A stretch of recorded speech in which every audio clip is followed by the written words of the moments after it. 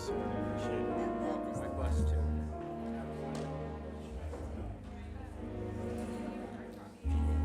Jill, are we ready?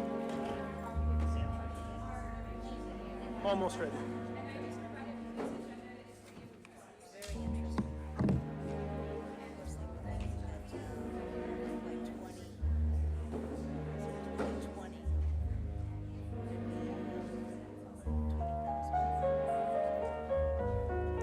I've read that, certainly. It's interesting how things change. The growth ordinance really impacted that. It's okay, no worries. I was like, I'm pretty sure I got you one. Okay.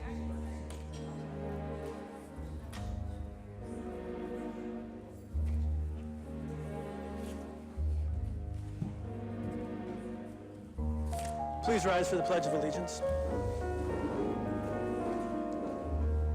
I pledge allegiance to the flag of the United States of America and to the republic for which it stands, one nation, under God, indivisible, with liberty and justice for all.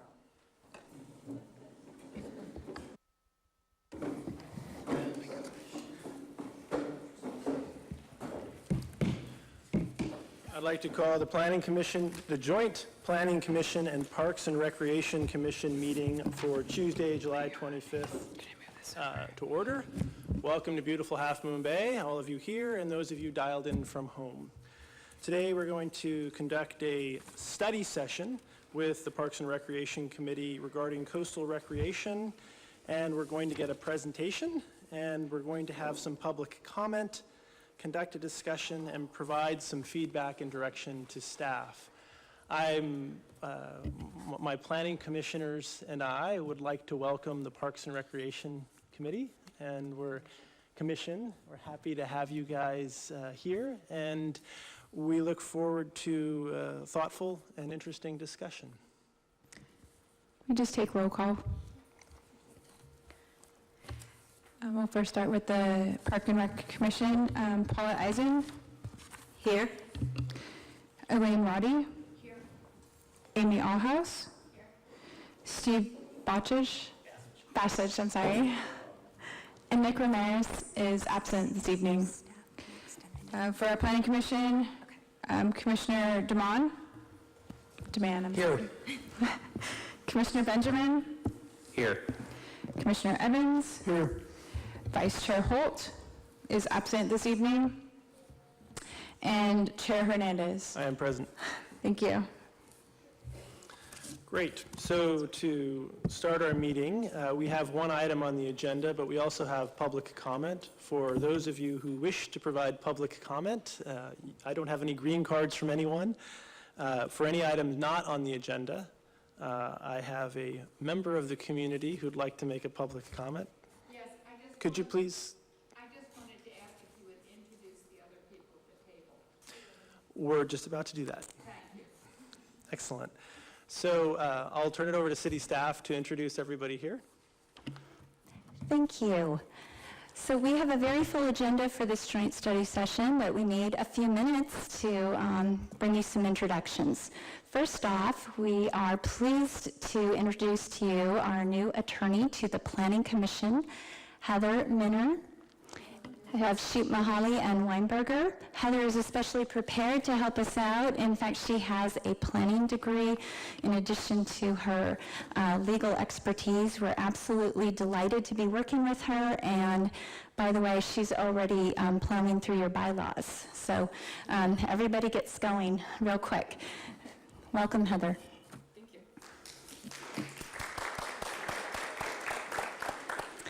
And next, immediately across the room from me is our new Deputy City Manager, Matthew Chittister. Matthew comes to us from San Mateo County Manager's Office. He grew up on the coast side. He started here just last week, and he and I have already had a few rather interesting discussions about land use. Matthew has vast experience in real property work for the county as well as seemingly everything else. And Matthew will introduce himself a bit more as well as other members of his staff who are here tonight. Thank you.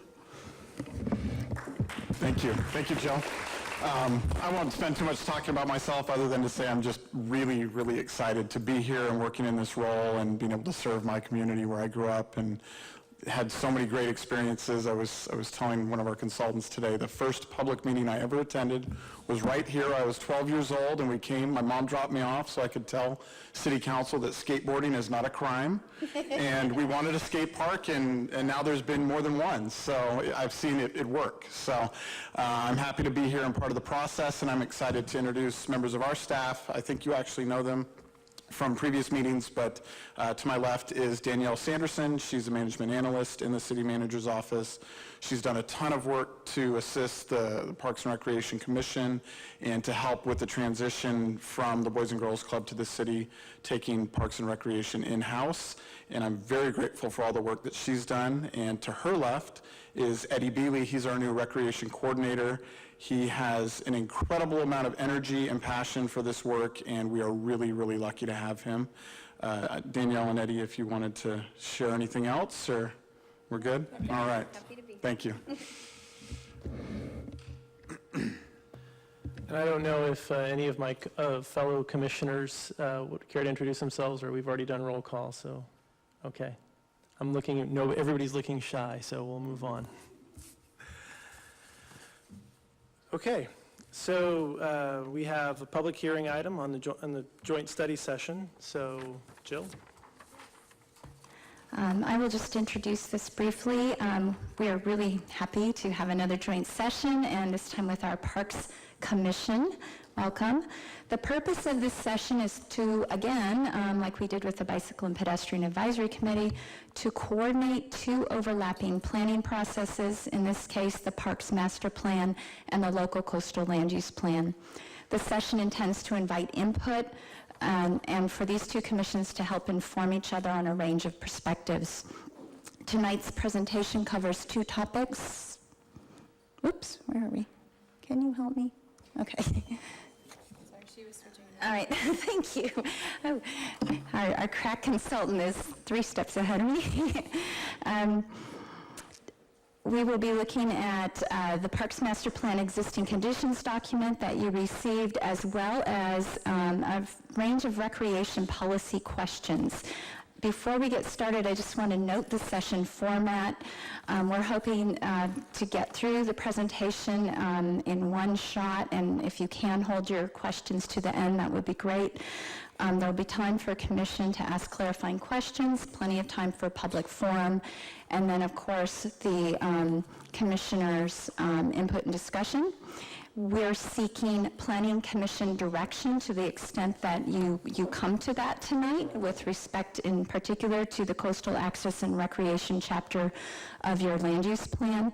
And then we'll conclude to adjourn to wrap up in our Planning Commission meeting. And I understand that adjournment means the Parks Commissioners get to go out and have cake. So that's how they roll. It's pretty good. All right. And with that, I'd like to introduce Mindy Craig from Blue Point Planning. Mindy is the principal in charge of preparation of the Parks Master Plan. She'll be presenting tonight all of this material. And note that some portions of this existing conditions material were previously presented to the Parks Commission. We're going through it again in more detail. We want to make sure that the Planning Commission has the same information that you have, and we imagine you've had some thoughts since that time. And that's it. Without further ado, thanks.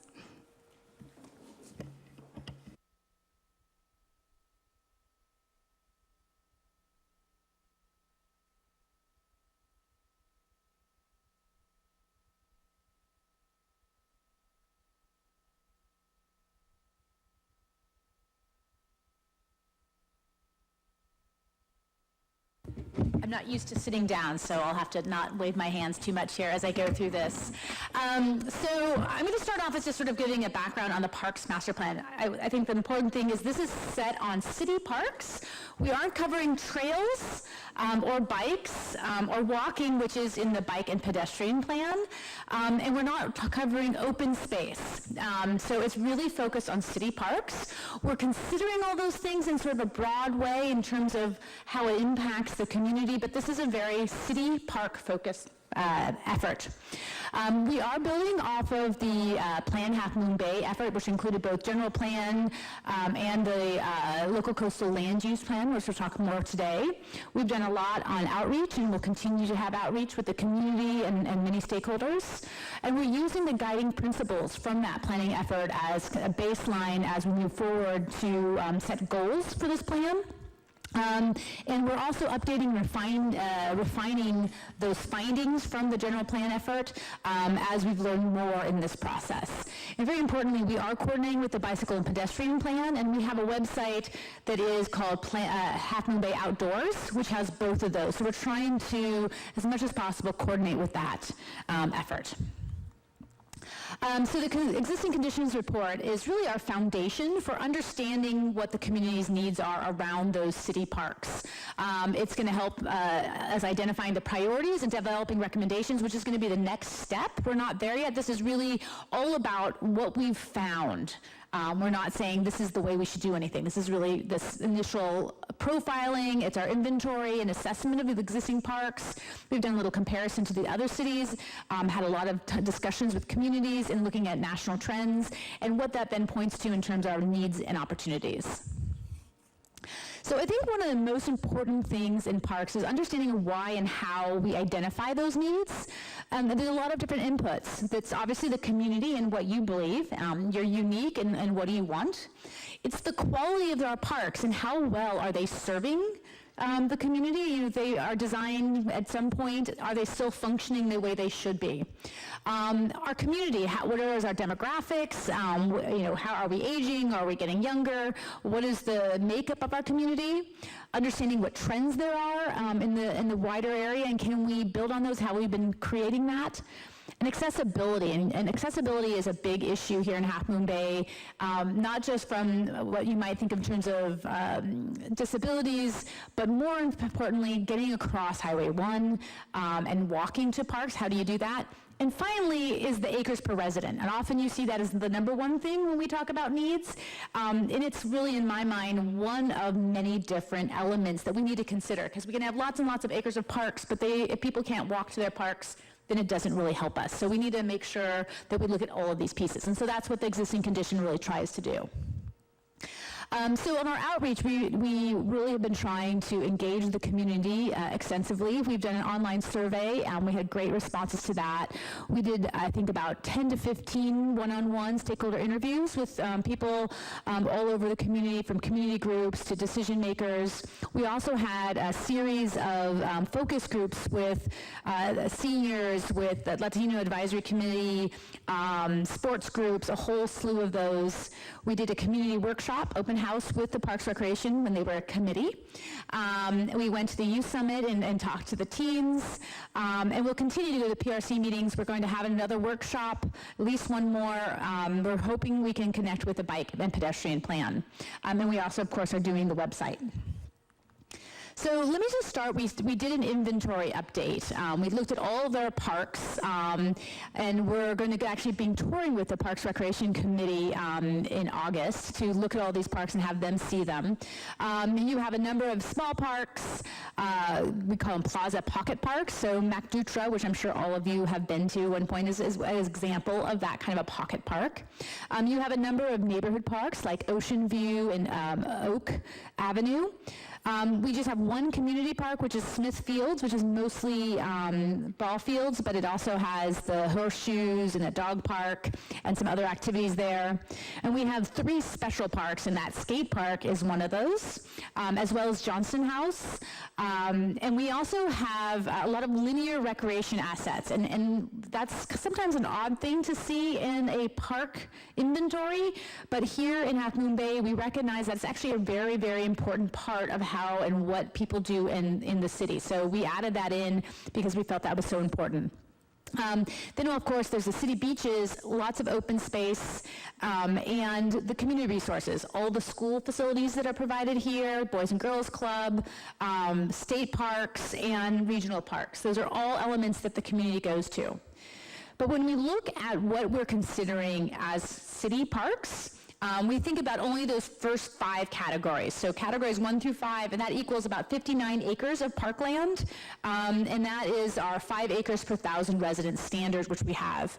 If you add in beaches, that extends, and if you think about all these other elements, we really do have quite a number of pure acres in terms of our park.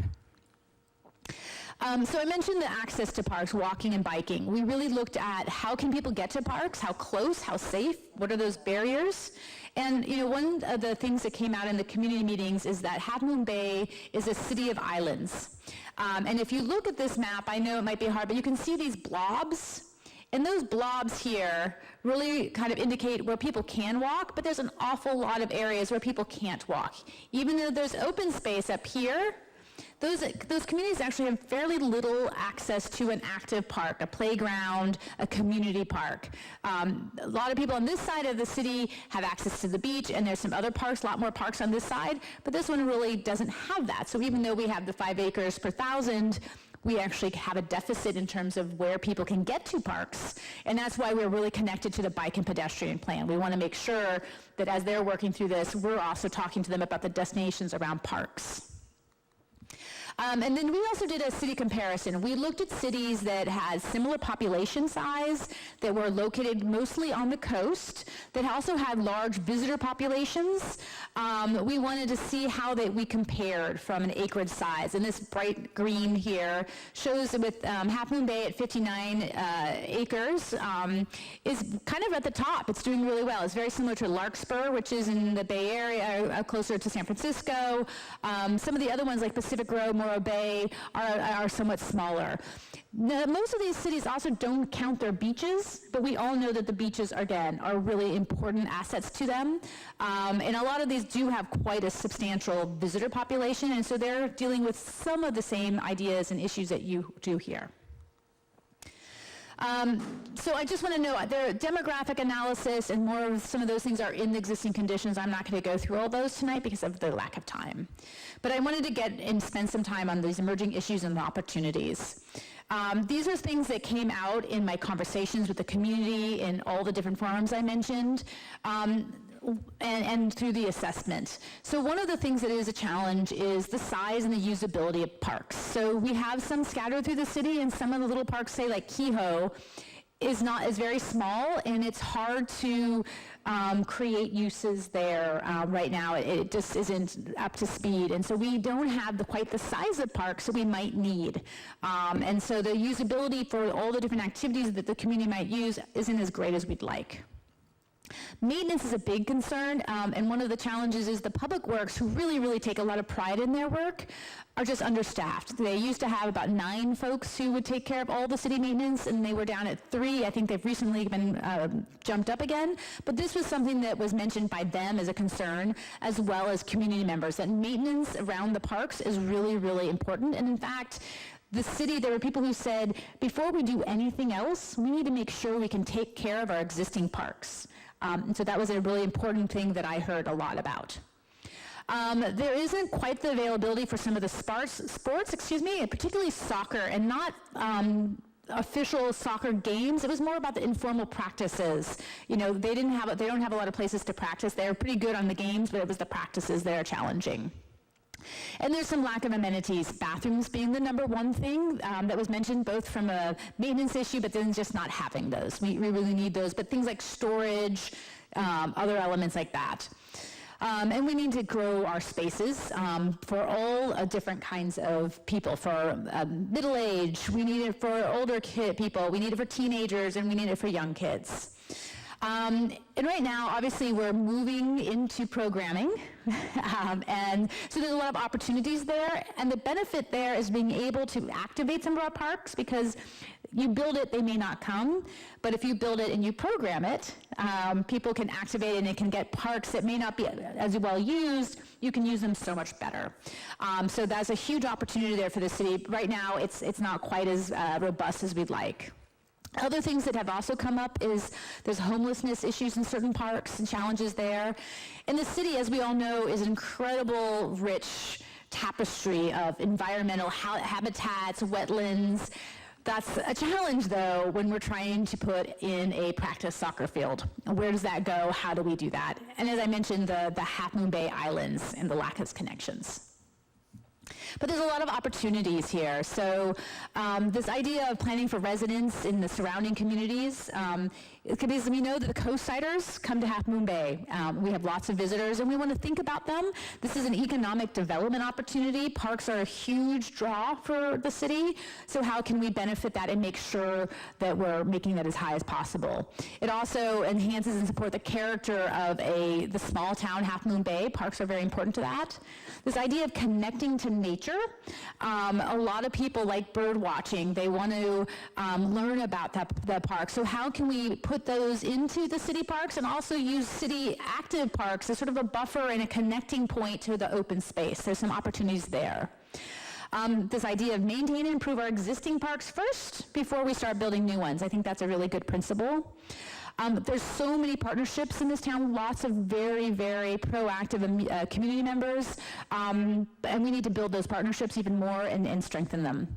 I think the number one thing, if I was going to say there's a new park we need, it would be a community park. We had lots of people who said, we just want a place where all of our family can come, all ages. We might have a picnic. Some of them might be skating. Some might be playing on a ground. Someone's kicking things around. So where can we have a community park? So that's a question that I definitely think we want to address.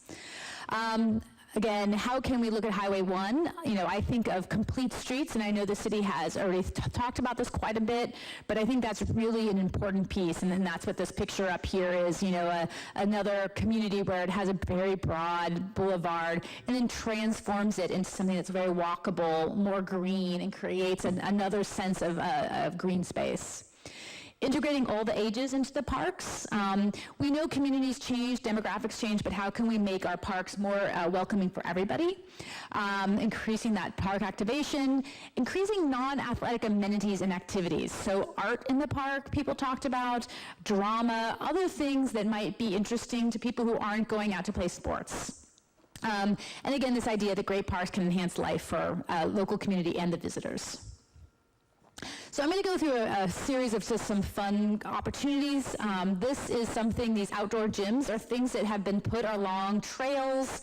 They're great for all ages. It's sort of creating exercise spaces outside, and in Half Moon Bay, especially during the daytime hours, it could be a really interesting activity way of integrating the community into some of our linear spaces.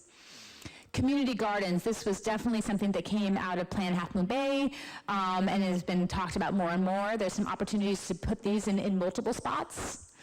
Events and performances, already Carter Park provides this. MacDutra has some of these opportunities.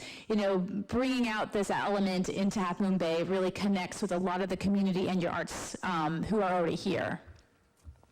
There's also an opportunity to think about our parks as more unique. How can we make them really special, that have a true identity that says something about Half Moon Bay? Can we make them fun? They can be more than just the play equipment. They can be something more exciting and adventurous.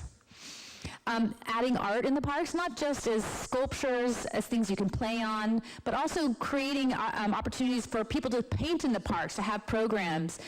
Kitty Fernandez is one of the parks we have that is fairly underused, but it's right next to art galleries and an art school. Could we create new activities by connecting that and really thinking about art in that space? Dogs. There's lots of dogs here in Half Moon Bay, so how can we accommodate them, create good spaces for them, and have it also work in harmony with folks who may not want as much dog around them? This idea of informal fields, so having people just be able to run around, fly kites, have picnics, that idea of a community space. And nature, can we create places and opportunities for people to engage with nature, be it viewing, boardwalks into some of our more sensitive areas, better and more educational wayfinding and signage, and places where kids can really get a little closer to nature, and using all of our great assets here to do that. And then there's a lot of activities around this idea of bocce ball, very popular, and then pickleball. And you have some sites for that, but can we find additional ones? And I like this one on the top. I don't know if you can tell. It's bocce ball with golf, and I think there might be one or two other things. So they're kind of trying to do everything in one spot. Some places are doing bocce ball and beer, so, who knows? The other thing, which is an opportunity, especially in your Main Street area, is this idea of taking back the streets. And a lot of communities are playing with temporary installations and using the streets as places to spill out. And I know MacDutra Park has some of that already kind of in mind. And how can we use our streets as space when we don't have as much maybe developable park space as we might want, and creating some of that community elements. Using parking space is another trend that people have seen, and those are kind of fun. They're popping up all over the place for both restaurants and for lounging areas, and they're movable sometimes. And this is something, this idea of a play street, which I think might really help when we talk about those Half Moon Islands. There's a little place called Spindrift Court, and it's literally a dead end in a development. But if there's an opportunity to think about this concept of play streets, which is you can block off a street for certain hours and just have it blocked off to cars and allow people to play in it. You can use paints to delineate it. You can have a storage structure where people can come out and programming folks can come in and play with. And this is something that we could do in different parts within the city and really serve our neighbors really well. And of course, the beach. The beach offers huge opportunities. It's one of the #1 assets, and we'll be talking a lot about that as we get into the local coastal plan. But how do we engage and think about the beach, providing activities, access, and so forth? Okay, so now I'm going to go quickly through these opportunity sites. We did want to look at where, if we were to develop more sites, where would we go to? So we've looked at a number of places, good, bad, and in between. We're going to just show them to you, and you can give us some feedback. We looked at the location. Where are they? Can people get to them? What is their size? Is there an opportunity for a community park? Can we get to it from an accessibility? Does it serve needs? What are the environmental conditions? That's really important to us. Who owns it? Does it meet an intended use? And what does the community say about it? So we talked a lot about in the sessions on stakeholder interviews and in the small groups on these points. So there's a number of spots throughout this. I'm going to go through these. These are just to show you the major ones. There's really about 6 major ones. One is something I know you guys all know, Beachwood. The historic post site, which is up here. Magnolia Park site, which is one that is pretty, has been planned for a long time. There is some undeveloped area around Smithfield. Johnston House has some opportunities around it. This county owns a landfill site over here, and there's a couple little ones. This is a Spindrift one. There is a small park as part of the Pacific Crest development. The location is not great, and we're not quite sure how that'll work, but those are all up there. And again, just so you know, we're not talking about trails here, so just the actual park sites. We had done an analysis, and this is really like a desktop analysis of the sites that we felt might be most appropriate for a community scale park. And so we looked at Magnolia site, all the Podesta site, the Smithfield, Beachwood, County Landfill, the Caltrans Mitigation site, Johnston House, and the Post site. And these green, yellow, and red, orange really, mean that we know that no matter what, there's going to be environmental considerations. So we know that there's a high bar here in Half Moon Bay, so green doesn't mean we're not doing anything. Green means we have the means to mitigate whatever those environmental issues are. We know there'll be something there. And so Magnolia and Podesta and Smithfield, on this desktop analysis only, not showing out on the site, seem like they're fairly, a lot of opportunities. The Beachwood and the county landfill site had less. We now know since then that the county landfill site, there's a lot of erosion issues as well as concerns about the actual landfill that's there. So that might be going into the orange-red area. The Caltrans mitigation site has a lot of habitat and wetlands there, and so how that could actually be used in any other way is a big question. Johnston House site is a very big site, and it has some areas that are constrained, and we would have to make sure we would adjust to that. There are definite areas that are not as constrained, so that has both elements. Same with the Post site that is up by Highway 92. So I'm just going to quickly go through the pictures so you can remember. So this is Magnolia Park. So lots of eucalyptus trees, which are somewhat of a concern, but it's an open space. It would be a great neighborhood park, and there are some connections planned through the bike ped plan. So this is a really, I think, an opportunity for us. The Podesta site, there's some planned development there. There is a set aside for some kind of park, and if we can site that correctly so that the community can get there, this could be a great opportunity. It's located to the high school, the downtown. This could have some great potential. The Smithfields, there's some areas tucked around it. There's wetlands, but there's also areas that are sort of semi-connected, and can that be used, and what could it be used for? There's a lot of opportunities at Smithfields to maybe redesign some of the areas that are already developed and make it a more efficient and effective use. We've looked at some things like, people have suggested we could maybe move horseshoes to Johnston House, and maybe that land could be used for expanding the dog park.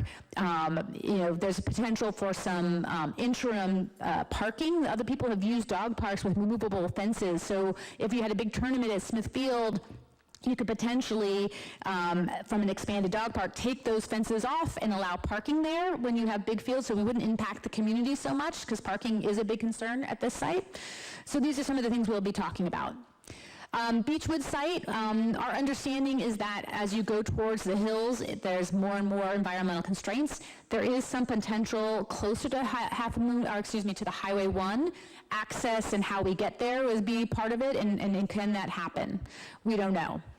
The county landfill, I mentioned already, there's some concerns there. Again, not sure if that's a possibility. Caltrans Mitigation Site, again, could there be some passive walking trails? Maybe, but there are definitely concerns. The Johnston House site for sort of passive activities, for picnic spaces, maybe for bocce ball, community garden, and horseshoes. There can be a number of spots there. There's some beautiful views.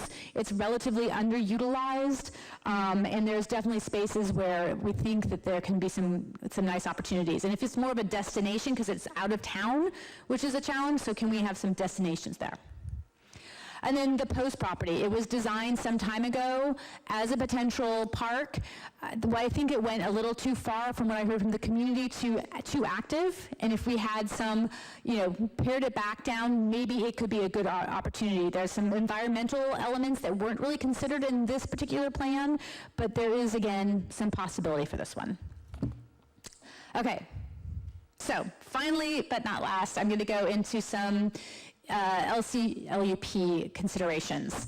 There's a couple of elements. When you read through it, there's some pretty vague terms and definitions that I think it would behoove the city to go deeper and actually define them in your area. These two up on the screen are ones that came out at me. One is protection of certain water-oriented activities. I read that and go, what water-oriented activities are we protecting, and to what level?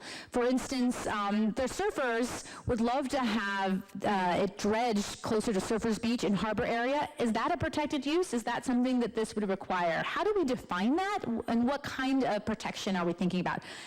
Is fishing a protected activity? What does that mean in terms of implications? Can we define this a little bit in a more clean way, so there's a clear direction for everybody? Same thing with upland areas. All of Half Moon Bay could be determined an upland area in some cases. So what is an upland area, and can we define that in a more clear way? There's some other things that go on in the policies. One is around parking.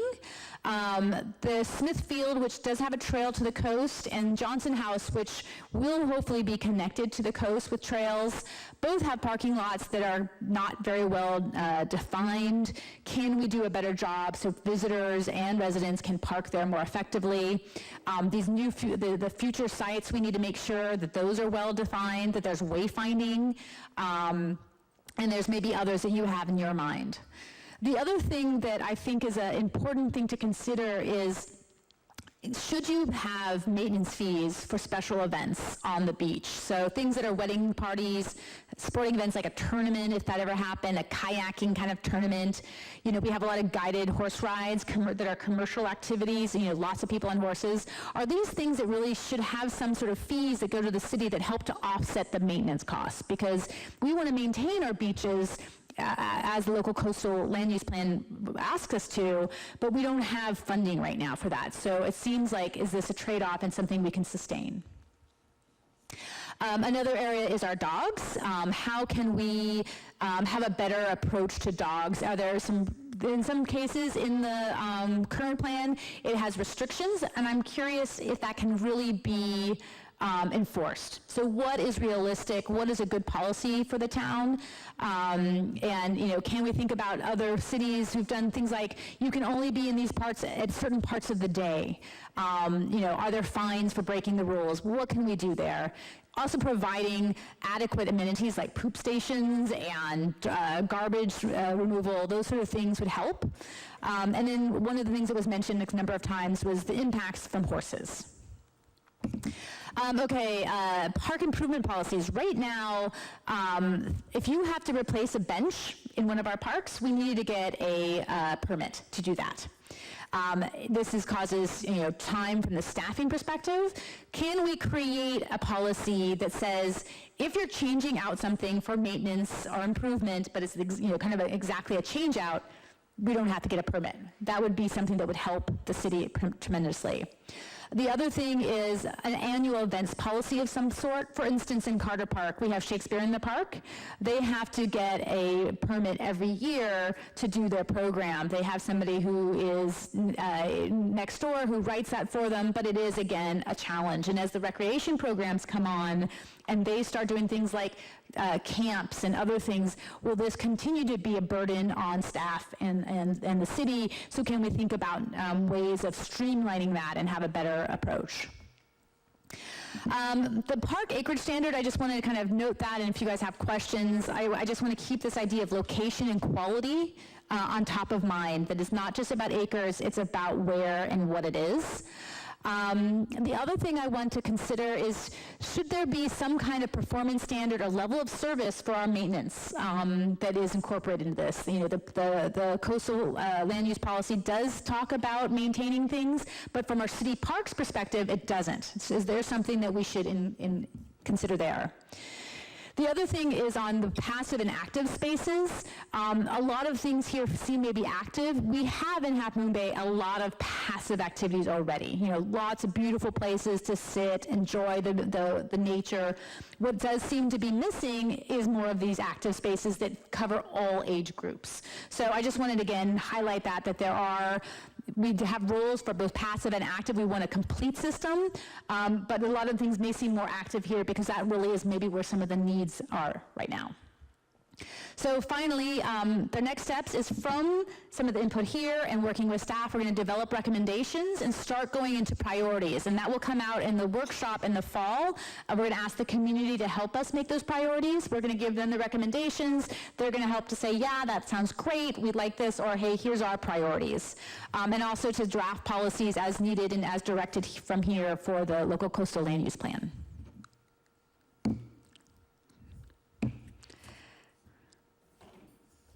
That was long, and sorry, but...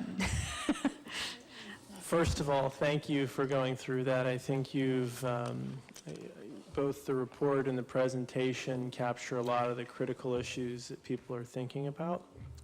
So we're gonna ask for clarifying questions from the two commissions. So if you have any clarifying questions, raise your hand, let me know. Commissioner Evans.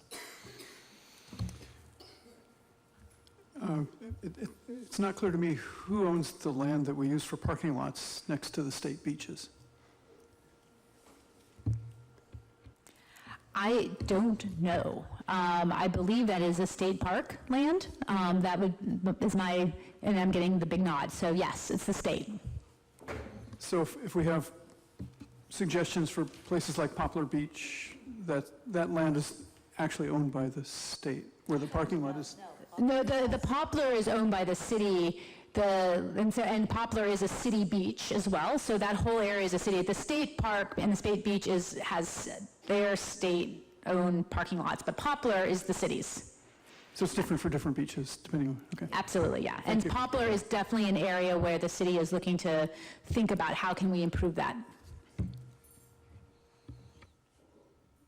Jimmy? So I do have a number of clarifying questions, but I actually just wanted, and I'm anxious to hear from our colleagues before I weigh in with them, but I did have one question, since part of the presentation addressed an area that is close to my home. It was a reference to the Caltrans mitigation wetland area. There was a larger area specified. And so I just wanted to give Heather a heads up and ask that the chair, structure the conversation so that I can engage elsewhere. But if that becomes a focus of conversation, I'm going to have to recuse myself. So help me out with that. Duly noted, and we can bring you up to speed on the issue. Thank you. Paulette? All right. Well, thank you so much, first of all, for that presentation. I thought that was great. One of the questions I've had, because, there's acreage, you've identified acreage for the depending on population. And, and I don't know, like even with the comparisons with other cities, the question is, in our situation, so much as we get into this is land that we are not going to be able to use because of habitat sensitivity. So it's one thing to have acreage, it's another thing to have usable acreage. And that wasn't split out.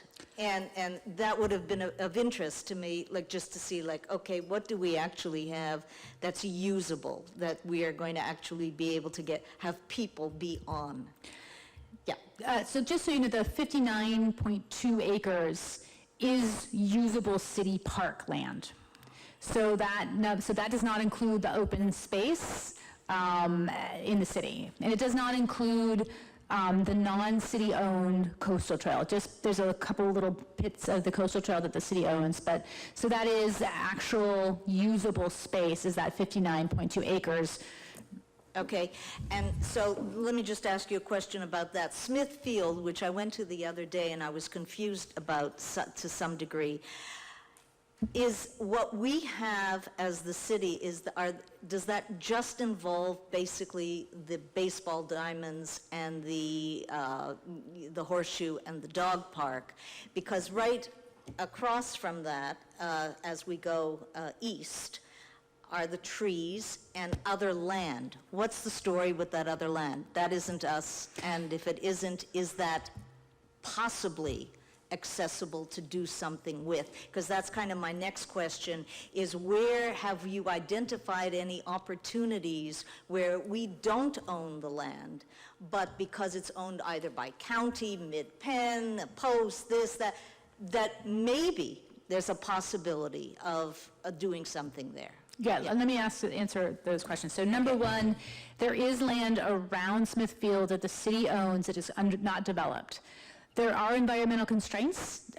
It hasn't been identified what that line is. I think I showed a little picture around it. That to me, I think there's some opportunities there. I don't know how much opportunity, so we have to assess that more. I think the opportunity at that location may be more in reallocating space more effectively, and I think we can carve out some better parking, the better dog park. There's some opportunities there to improve the overall site, how you park, the feeling of that. There's definitely great opportunities at that site. So the other question about where are potential areas so we could have another park. The lower area close to Highway 1 on Beachwood, maybe. Again, we have to walk the site. What is there? We don't have that specific detail. The Podesta site, which is the space underneath the where the highways go by the high school, that could be a great one. Again, it's all about location. So if that park is in the middle of the site surrounded by housing, that would not be a great opportunity. If that park is on the edge, so that as you drive through town, you see it, it becomes a community asset, that is an opportunity. Post site, again, is a similar active place. If we can get the access right and manage the buffers around the native habitat, that could be a potential. Finally, Johnston House has opportunities, probably not for an active community park. It could have activities for maybe a wedding, some picnic areas, the bocce ball type of thing. So more of low-impact activities. I think those are the top ones I would say that we should still talk about. The Caltrans one, I feel like at most it could have a trail on it, but it doesn't have the opportunity. I think we're not putting any soccer fields in that space, or open informal trails. So I think, does that answer, Jill? Did you have anything more to add to that? I just wanted to note that on the Beachwood site, I think our wetlands explanation is a little bit off.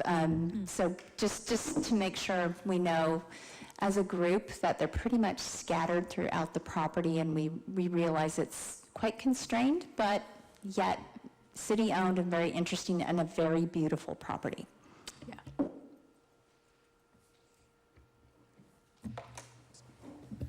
I had a quick question. On the beginning of this document, you talk about the plan, the general plan that was developed in 1995, in which 34 acres were designated for new parkland.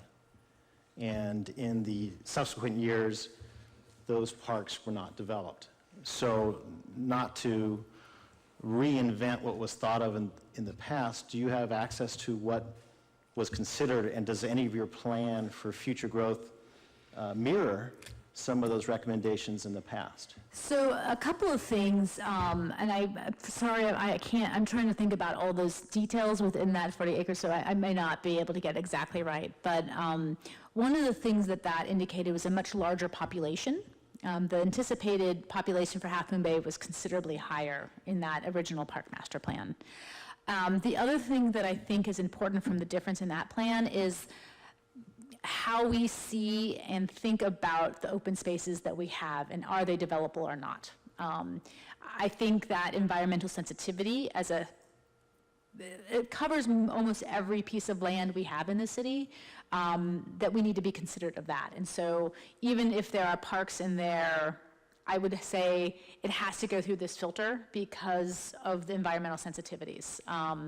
And community sensitivities. We talked a lot with the community about these questions, and so I can definitely look at that again.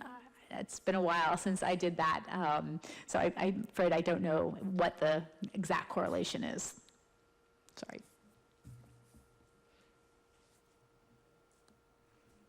Les? Couple things. One of which is we certainly saw the assessment of our current situation. And we're doing a LCP that hopefully will last for a few years. Obviously, the last one was around for a long time. So I think one of the things that at least I'm concerned with is that, is there any estimate of what our population is going to look like 10 years, 20 years out? And don't answer that right now. But as part of that, it seems to me that each segment of our population has needs. Obviously, if we have more teens, more children in 10 or 20 years, their needs for park or a larger amount of needs for those kind of parks. If we have a larger, older population, their needs for parks are going to change too. So it seems to me that I think one of the things we kind of need to address here is what kind of parks do we need for each segment? Mm-hmm. And therefore, how can we kind of move in that direction over the next 10 or 20 years? Do you want me to respond to? I have a couple of just thoughts to think to place into your minds. And one of the things that communities are always figuring out is what's our demographics today. And we know they're often cyclical. Half Moon Bay is an older community, but there's probably the majority of middle-aged folks. But we have almost equal sort of seniors and equal younger kids. So we do have needs, as you're inputting, for each of those age groups. The thing that I think as a small community is, how can you create parks that are welcoming for as many of those ages as possible? And there's a lot of benefits from sort of a social community wellness for having areas where seniors and younger kids can mix together. Our teens, we have to think about those a little differently because they're teens.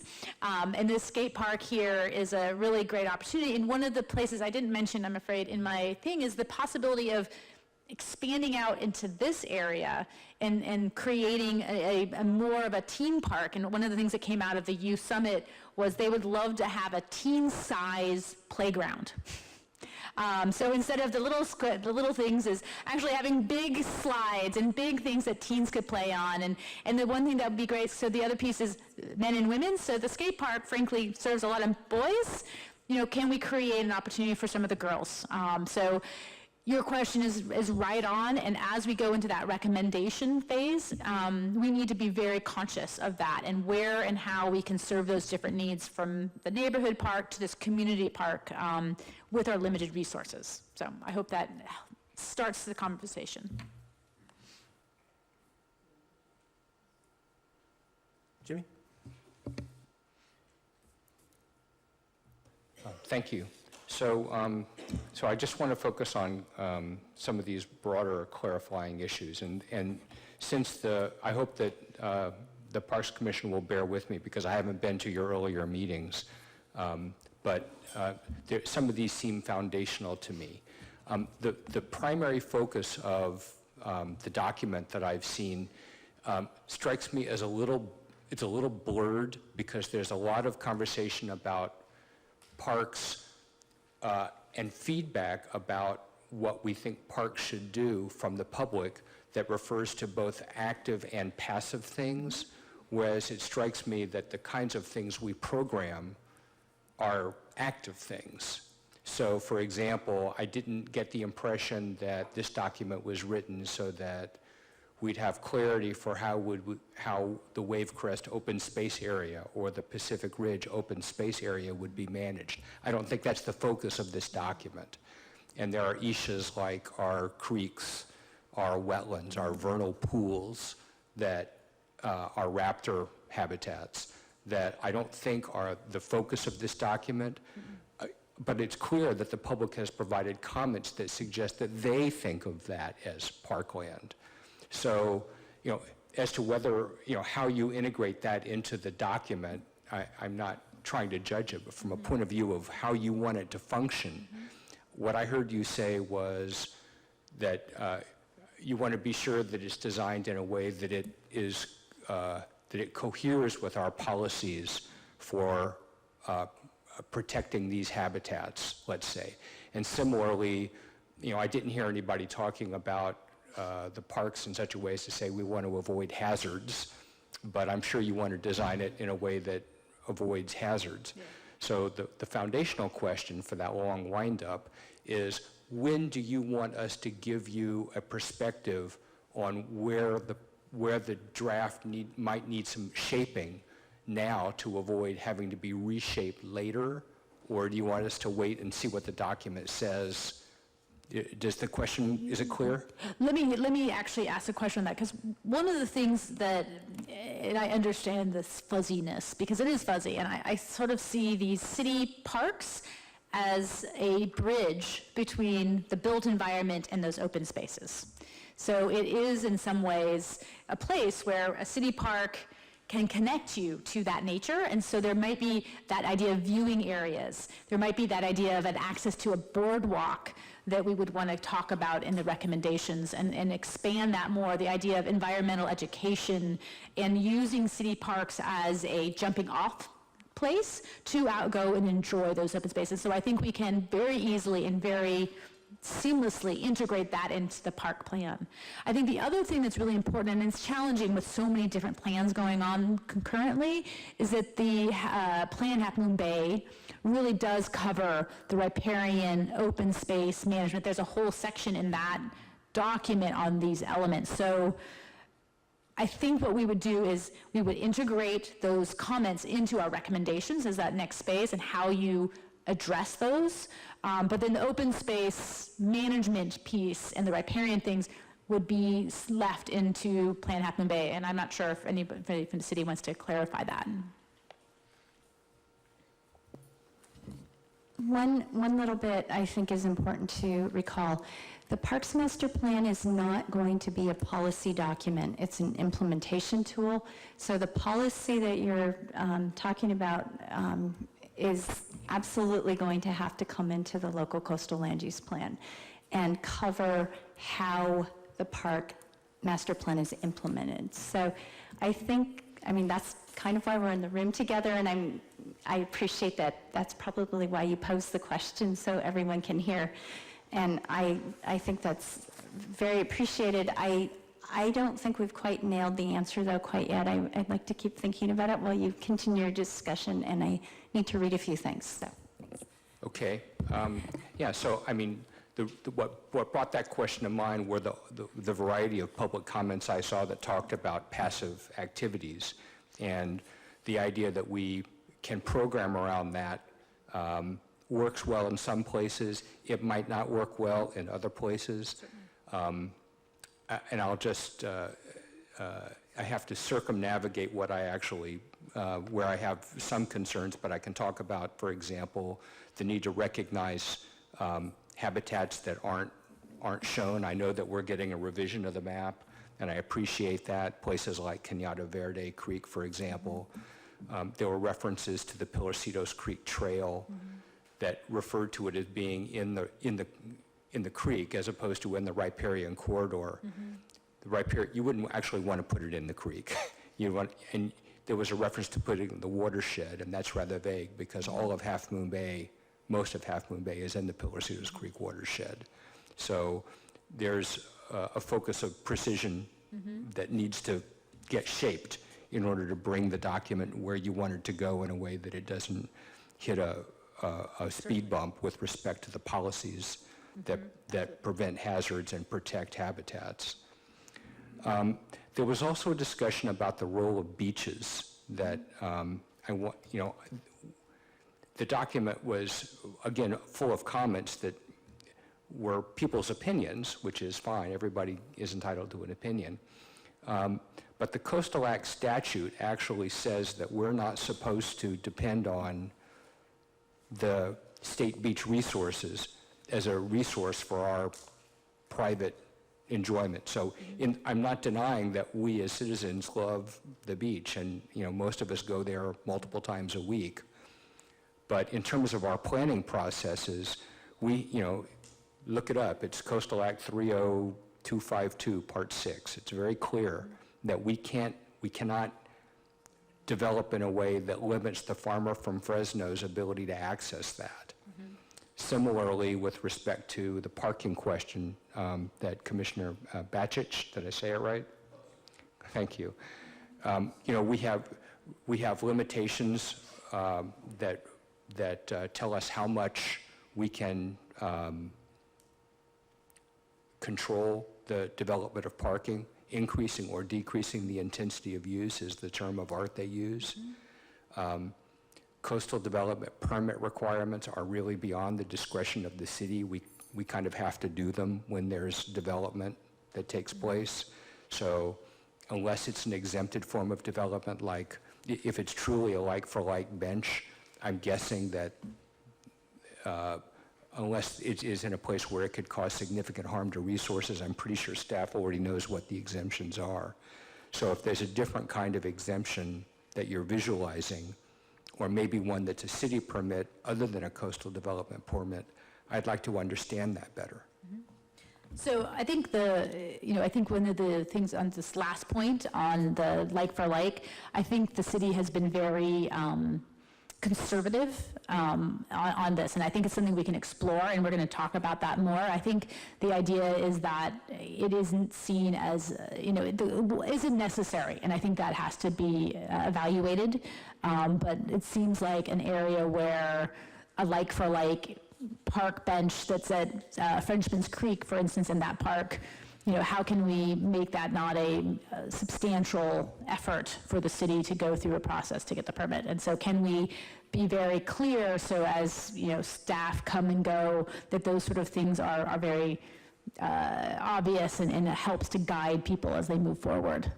So I think you had multiple questions in your thing, so I think that I'm going backwards to that. So that's one. I think going back into the parking, I think everything you say is absolutely understood as we think about this. And as Jill said, where this is an implementation document, and so no matter what, it will fall under the local coastal land use plan. It will follow the rules in that, and it will make sure that it does that. And I think the other thing that I just will say on this passive question, and I say that a park, a city park, can be both active and passive at the same time. And I think there's open space, walking bird sort of activities, but there's also being in a park, sitting on a bench, watching children play, which is another kind of passive activity. There is, is bocce ball passive or active? Some people would say one or the other. Is kite flying passive or active? So there are some gray areas. I think why we do the inventory is and we say these are city parks, these are open spaces, is to try and delineate some of that, and then to say these are things that we wouldn't have in your open space. And the city parks are just more open to a multitude of activities. I don't know if that helps at all, or? Oh, no, I think it does help, and I thank you for it. Then one other clarifying question, and then I'll shut up. And that was, in the document, there was a conversation about the extent to which the unincorporated area sort of has seen Half Moon Bay as a resource for providing parkland. And we know that El Granada a few years ago received approvals from LAFCO to be a community services district.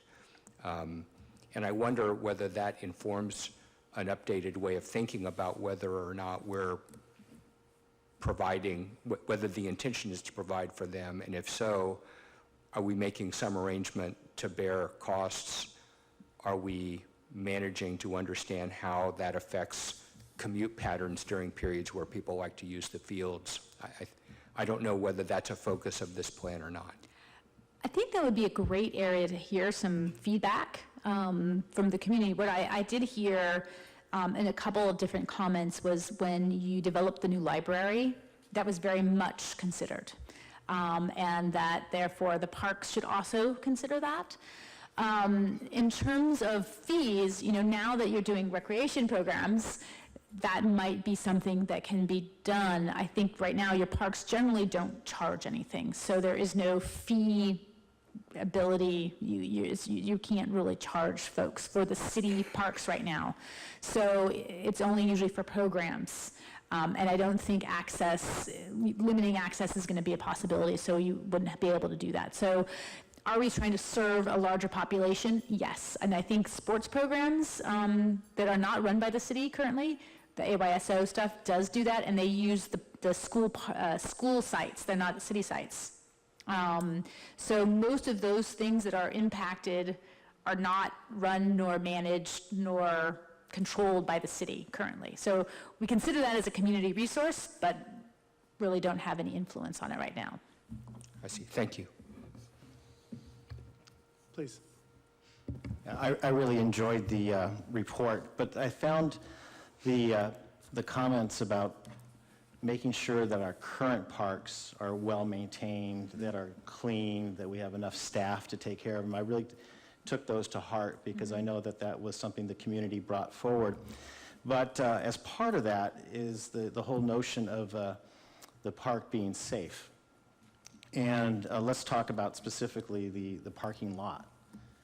When I think of our community park, Smith Field, having been down there for the last well over a dozen years on the weekends, it's not just the little leaguers that are there, but people use that as an access point to get to the cliff and to the bluffs. And it's not a very safe parking area for small children to be playing, especially when it's dusty and visibility is poor with the wind. So I think anyone who's had any sports activities there with any grandkids or little kids, you would understand that concern. It's certainly a big concern for the people and parents that use that area. But the other thing that was noted in some of the park's conditions was whether there was an ADA facility or access, and it's sorely missing in our community parks. Our community parks, like our biggest one, Smith Field, does not have any ADA consideration at all. So I would like to see some type of focus and mention there, because it's a part of our community that is very much underserved. Great, that's a really good point. Thank you.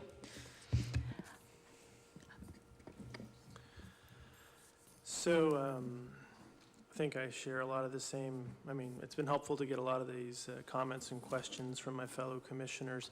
I wanted to step back on a couple of points. In looking at the parks inventory and assessment, you came to a total of about 59 acres of actual park space. And I'll cite an example of Poplar Beach as 20 acres of park space. It's kind of hard to envision Poplar Beach as a park. It's a landfill and a parking lot and a trail and some really dangerous areas that doesn't feel like a park. And maybe it's a park with a lowercase p.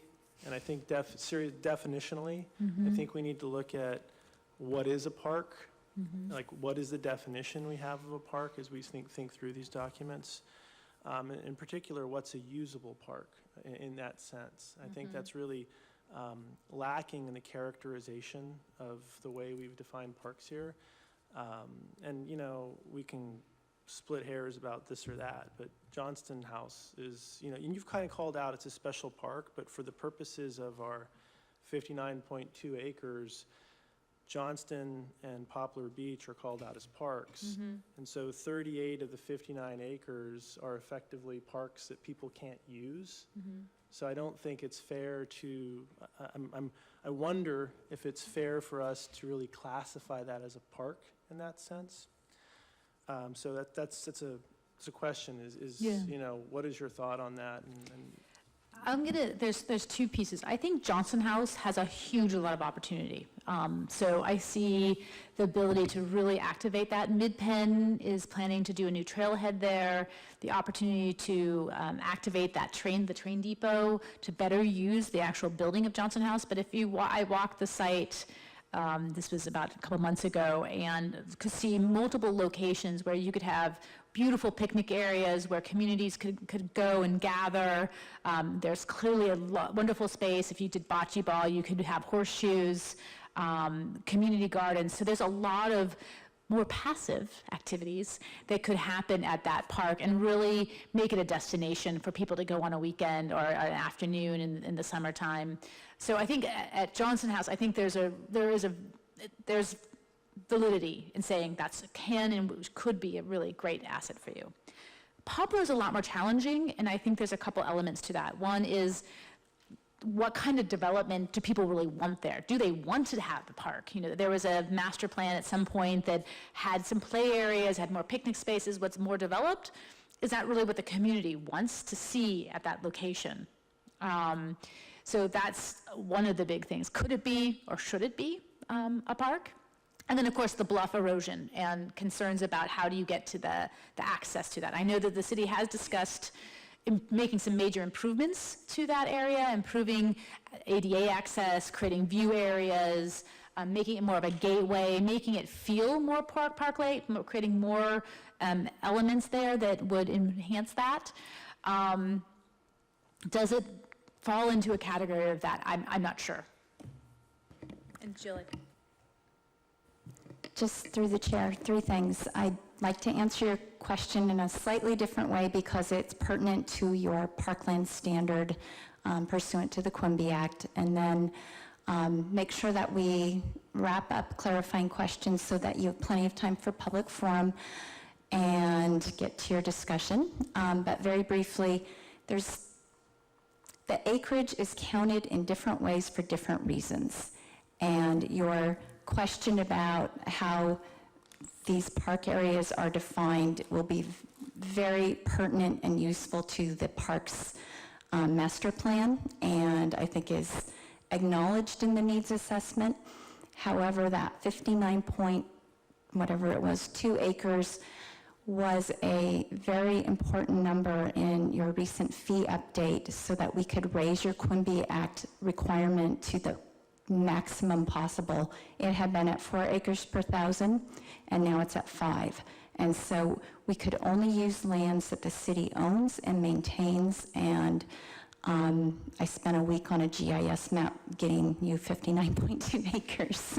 So it's to your advantage that we count as much as possible, because you cannot maintain that requirement above what you already have. So that's just an aside. What's more important is the question that you asked for what's actually usable, and et cetera, going forward. And we'll focus more on that in the Parks Plan, as well as, frankly, in the LUP. But I wanted you to know why that's kind of cooked into your numbers. Okay, so I'm not going to, I've spent an hour on the Quimby Act at a previous meeting. We don't need to go through that. But just as a, stepping back, I think what my question is where is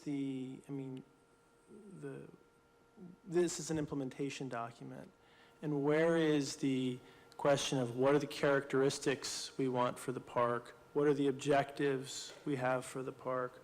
What is the quality of the park as it relates to the community around that? And as an implementation document, I find, though, if this is an implementation document, I'm concerned that we haven't defined those things. No, so this is just the existing conditions. Okay. So the next step will be us bringing recommendations for what we think needs to be implemented based on what we understand of the needs for the community, location, quality, value, function, all of those things. Those will come next, and the community is going to have a chance to weigh in on those. What do they like? What do they not?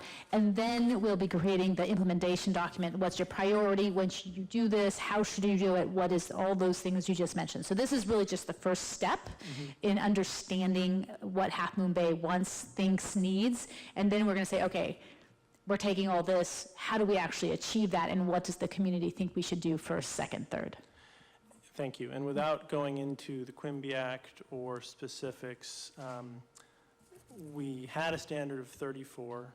We've passed of 34 acres at one point. You have 8 acres per thousand, I believe, in your 1995 parks. 8 acres. Okay. Yes, 8 acres per thousand. We never had an implementation tool to achieve that, but that is your policy right now. And we could choose as a city to stick with the 8 if we want to. There's nothing to prevent us from that. Yes. Okay. Very good. Thank you. Those are all the questions I have. So with that, I don't see any other questions. We are going to open up to public comment. I see one person holding a green card, 2 people holding green cards. So if you just want to go ahead, we'll let the Sierra Club go up and speak first. If you'd like to pass your green card over to city staff along the way, and then we'll have the Committee for Green Foothills speak next. I don't see anybody else flashing green cards, so please.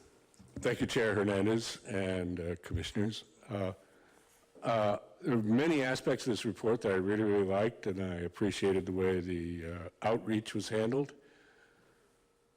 There's a bit of history in this town, though, you know, that where we've banged our head against the wall in a few areas, and I just thought maybe I could pass some of that along. In 1989, there was a citizen measure. There were 2 citizen measures, okay, regarding the landfill out by Poplar Beach. They were warring measures. One measure said we should put lighted ball fields out there for active use. The countermeasure was that it should be a passive use only. Now, at that time, the landfill was still in county ownership, and this was a prospective battle over what would be the use. And the lighted ball fields failed by 2 to 1. The passive use passed by 2 to 1. It was a kind of a stunning political result for the year 1989. A couple of years after that, there was an agreement hashed out between the county and the city, and if the city doesn't have a copy of it, the county probably does, regarding what future uses, what passive meant whenever the city did get ownership of that landfill.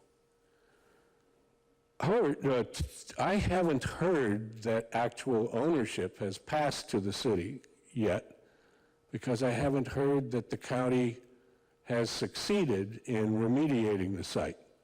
So we're still, some 28 years later, debating the future of that. So I don't think we can quite count that as parkland. I know there have been, people have talked about it as a dog park or whatever, but I don't think we can count that. Regarding Smithfield, that whole area, that 25 acres, was a large part of the contention over the Wavecrest project. And a large part of it was going to be a school site at one point. In that project, the school site kind of bounced around a bit, but at one point that's where it was going to be.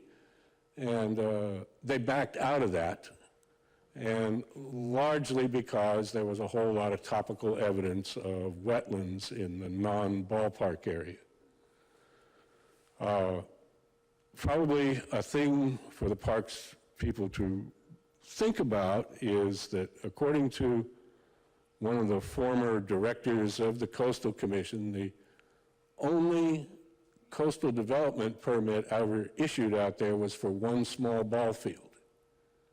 So someday we need to regularize our permitting situation around the ball fields and the dog park, which does have a temporary permit issued in 2001, and the horseshoe area. So it would be one nice permitting cleanup, I think, that we should look forward to.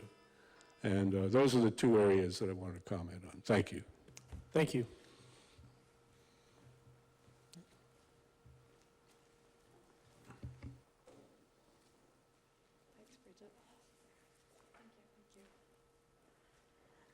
Hi, I'm Lenny Roberts, speaking for Committee for Green Foothills.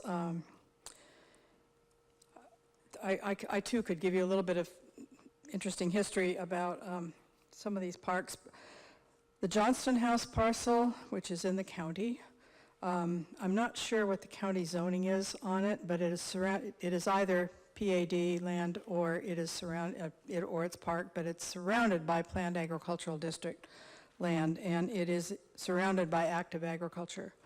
And in the early 1980s, the city tried to put ball fields on that property, and it was denied. The permit was denied by the Coastal Commission. The farmer was very, very concerned about the impacts of having lighted ball fields and active agriculture right next to each other. It could lead to conflicts between people complaining about the agricultural use practices and so forth, and it could also lead to attracting plume moth and other pests that would be not good for the artichokes and Brussels sprouts that were there. So that's when this city looked for other sites, and they thought they were offered another site that was up on the hillside that was absolutely unusable, just to the north of Higgins-Piercema Road, and then they finally settled on Smithfield.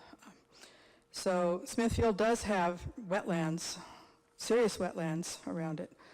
So that is a constraint, and it really needs to be looked at very carefully. And the Johnston House, I think the issues that remain, that it really should not have significantly active recreation on it. It will have the test of the county's local coastal plan applied, which if there is additional development there. So that's just a cautionary point. So the other, and I read through the existing conditions report, the background report. I don't remember, and I read it fast.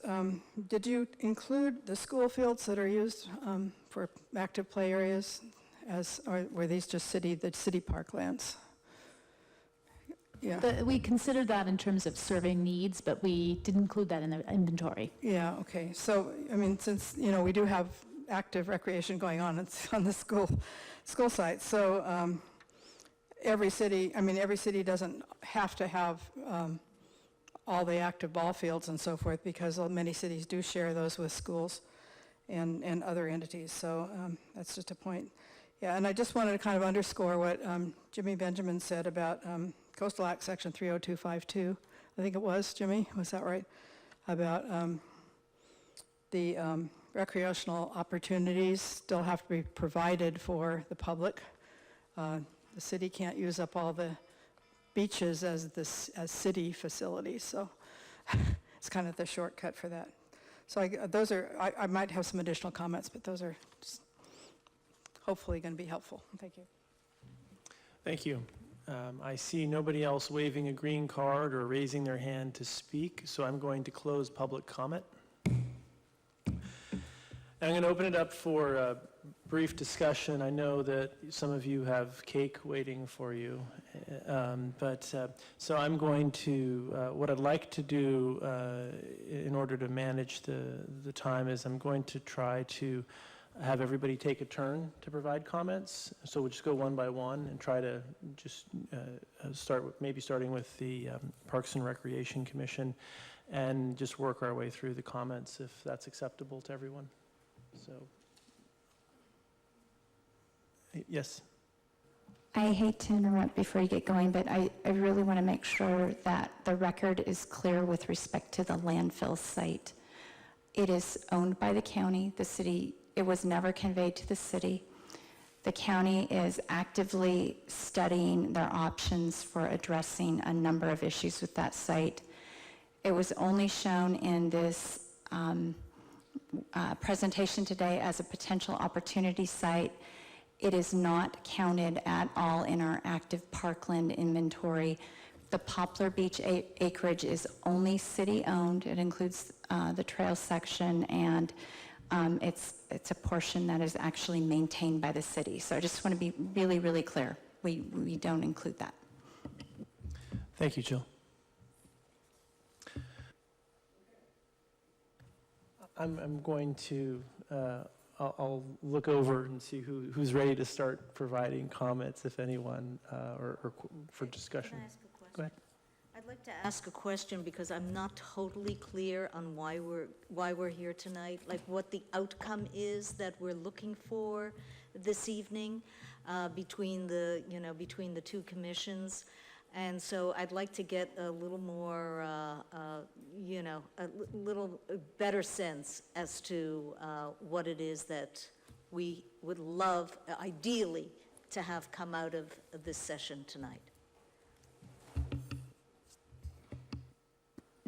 I'm sure that Mindy has some very detailed types of input that would help her moving on to the recommendations. So from the level of the Parks Master Plan, any feedback that you have about those opportunity sites would be incredibly helpful. And then from the perspective of the local coastal land use plan, part of that presentation included some policy questions and issues that, for example, the permitting required for maintenance or going beyond maintenance, or for events, or addressing different types of users. There was a whole slide about dogs, and we talked about horses, et cetera. And we can actually go back and click through those slides a little bit so you can remember what those policy topics were. We would expect both groups to have input at both levels, at both the policy level and at the project level. Does that help? A little bit? Okay.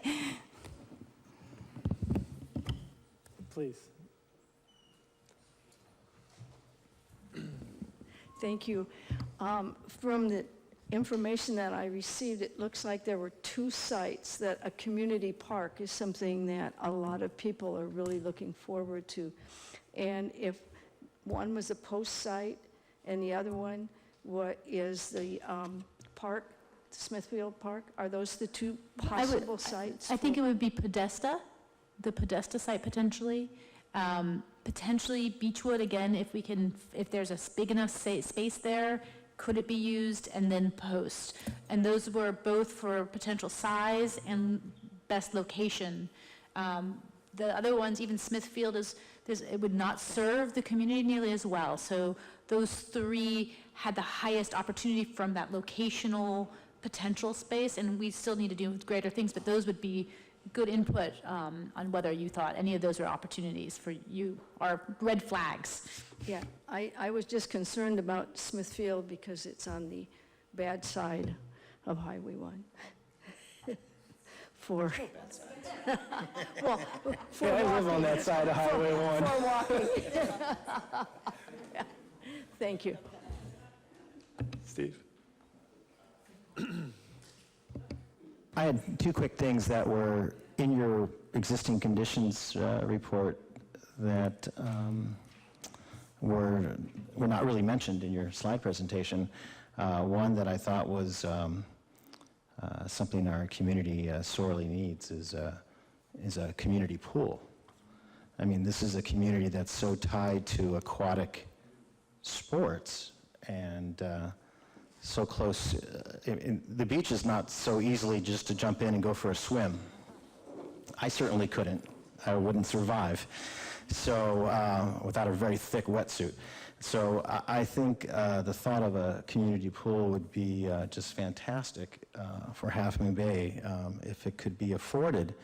And that brings me up to the second one, which is having worked very closely with the school district and working very hard on improving facilities, not only educational opportunities for kids, but also the recreational facilities themselves. There's always going to be a tension between the school district. I can't speak for the school district, but I just know this. There's always going to be a tension about we want everyone to use those facilities. And the tension comes in, how are they maintained? And we're very fortunate in our community that we have so many generous individuals and community groups and service groups that provide funds to keep those facilities maintained. But I just think we just can't put it as a blanket given that those facilities, and you're going to find this out yourself when you start programming, and you're going to want to use school district facilities to run a recreation program. It's not going to be as straightforward as it should be. You'd like it to be. So I just want to put that note of caution that these things don't come free. And I know I spoke too much, but I did want to highlight the community pool because I thought that was an outstanding recommendation. Terrific feedback. Amy? Yeah, I agree about the community pool. That would be amazing. And I guess sort of related to that, I was thinking about budget and the financial considerations guiding this planning and thinking about what is possible. When we look at this document, it's possible you could recommend 15 different projects, and you mentioned that we would select, first choice, second choice, third choice, but really, some of the projects could be in the tens of thousands, and then some, like an aquatic center, could be in the 20 million range. And so I guess I'm trying to understand, how do we consider that? Because we certainly wouldn't want to say, well, let's do the more affordable projects over the projects that we really want. So if you can address that.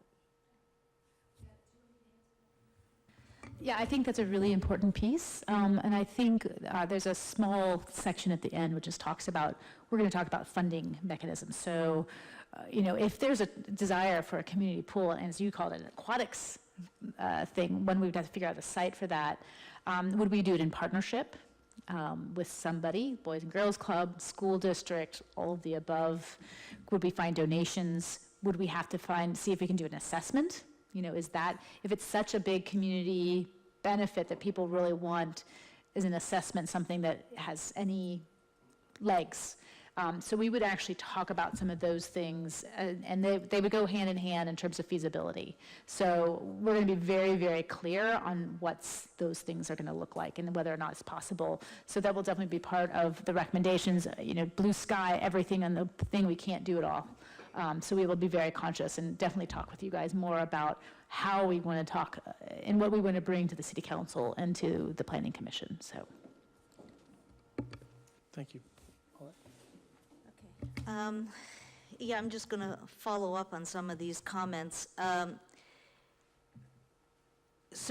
I also have a question about the Podesta property, because that is not city-owned.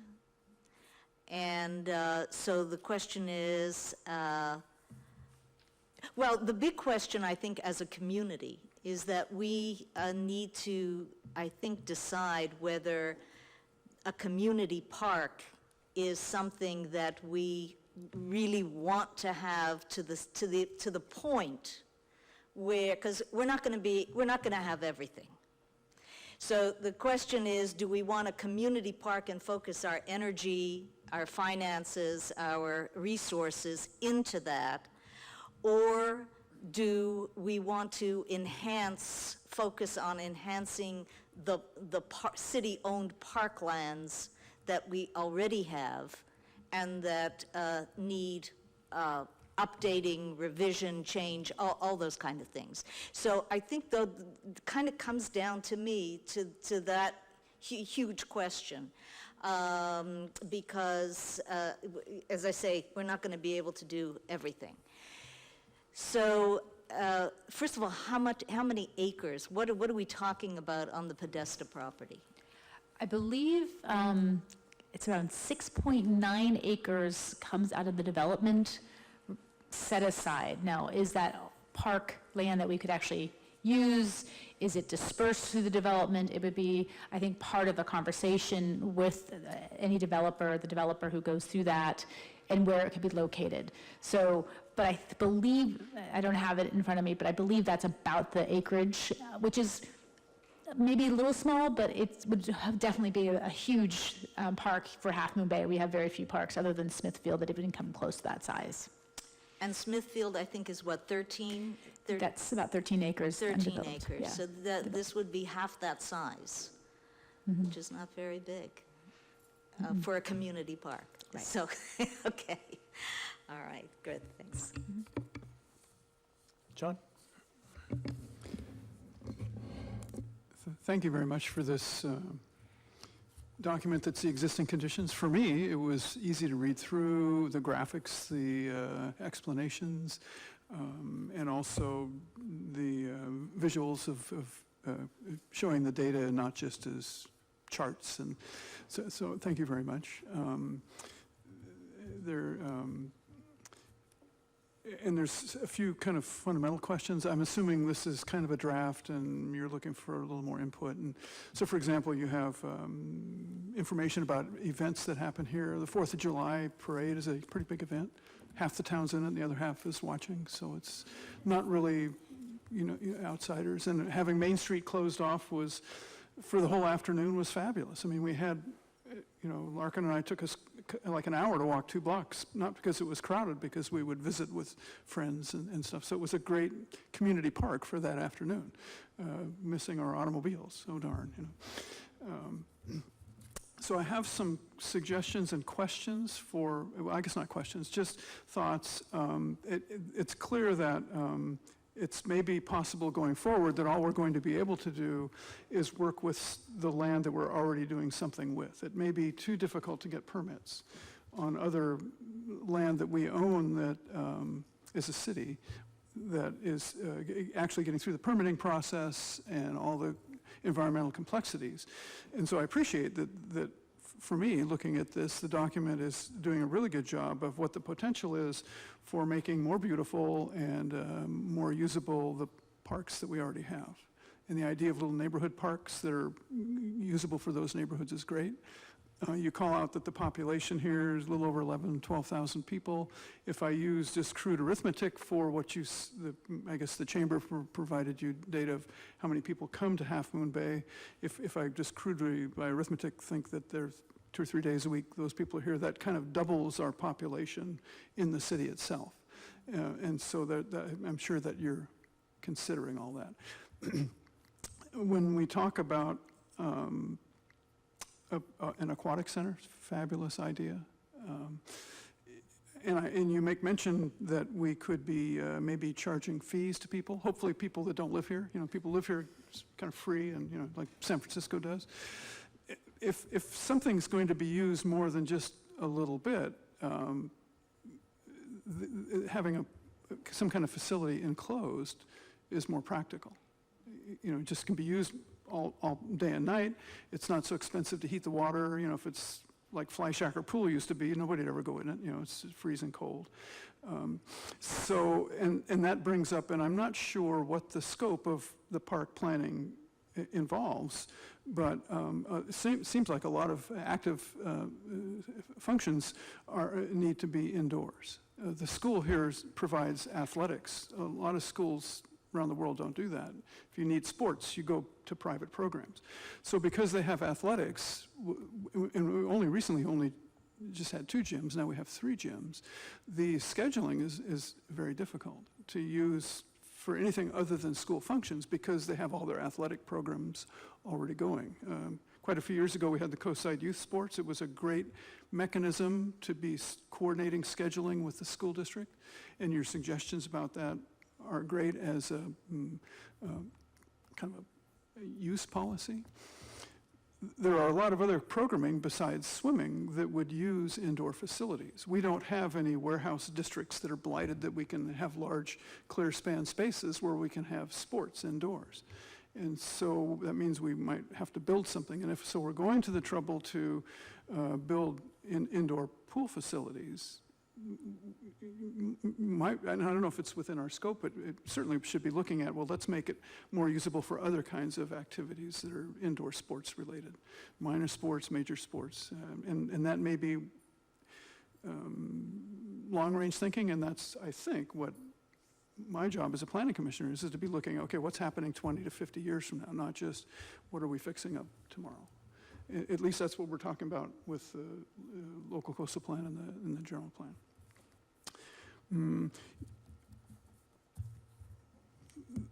You talked in here about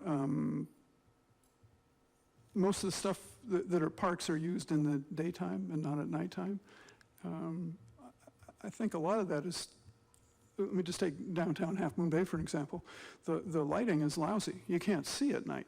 And so if there were better lighting,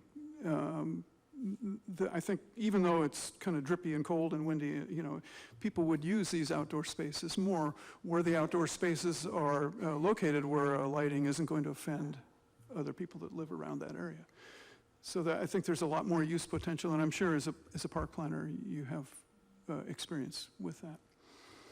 You brought up, and so then it brings me down, I have a kind of concern that when I married into the town in 1970, so I'm not the oldest resident, not age-wise, but longest-term resident here.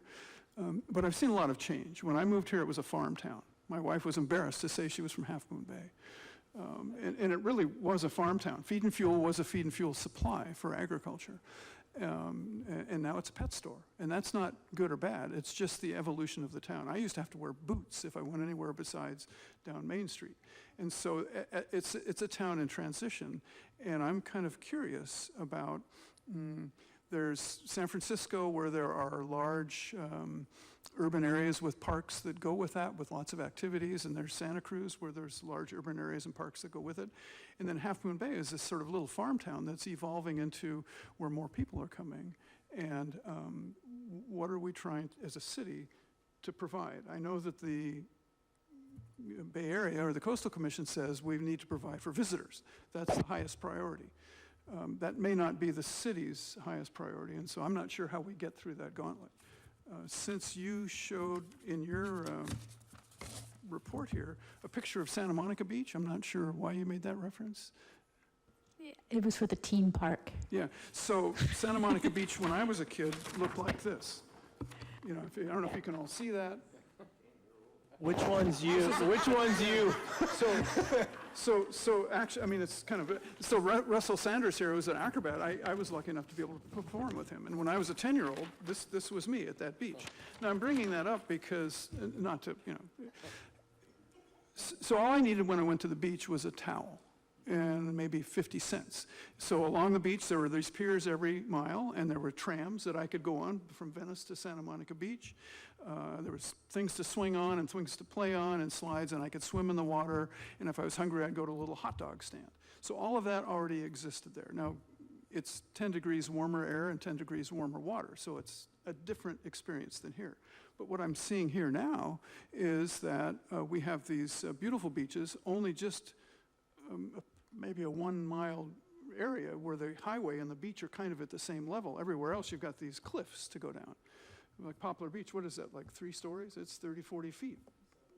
Yeah, I mean, it's, you know, so it's, so now people, and so we're being asked to choose to provide for the public, and the beach interface, I guess, is part of our parks plan.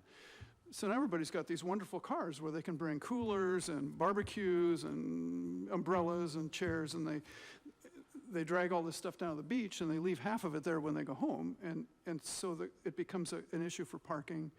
And we haven't yet thought about providing, well, if people are going to be at the beach, can we give them trams and hot dog stands and all this stuff? Because that probably is not going to be technically able to be moved ahead. So I'm really interested in how do we go forward in a transition where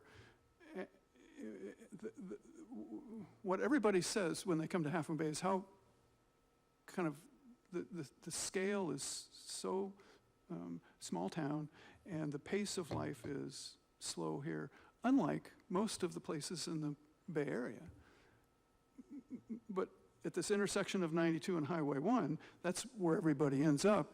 We're starting to consider building more and more amenities for all of us. So, and the amenities, to me, are starting to look like all the parks everywhere else. And so why are we doing that with new facilities? And I'm not saying it's good or bad. I think that's a real question that the community should be addressing. Does the coastside end up looking like San Mateo Park or San Jose Park or that kind of thing?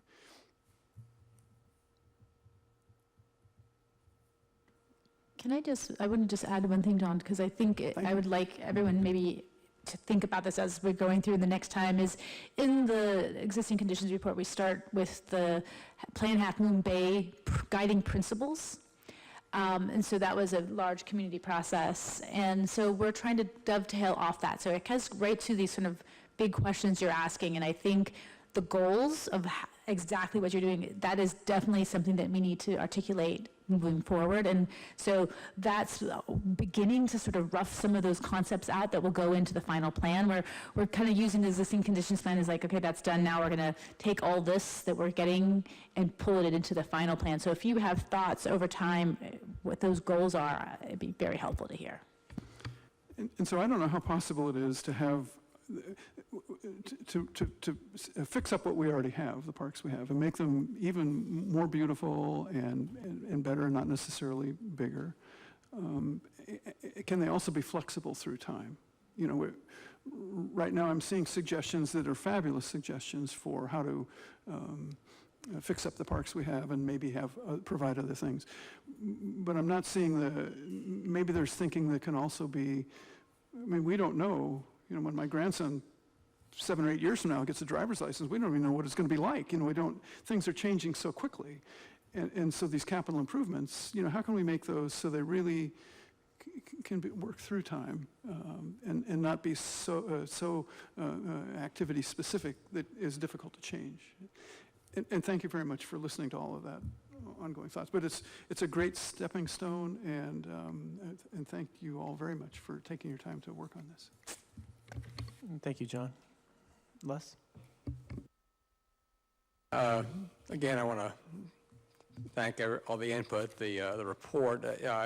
I'm trying to get my hand around, okay, when this ultimately comes back to the Planning Commission, what options do we have? I mean, I think our goal is going to be try to integrate what the wants and desires of the park and rec group wants with everything else.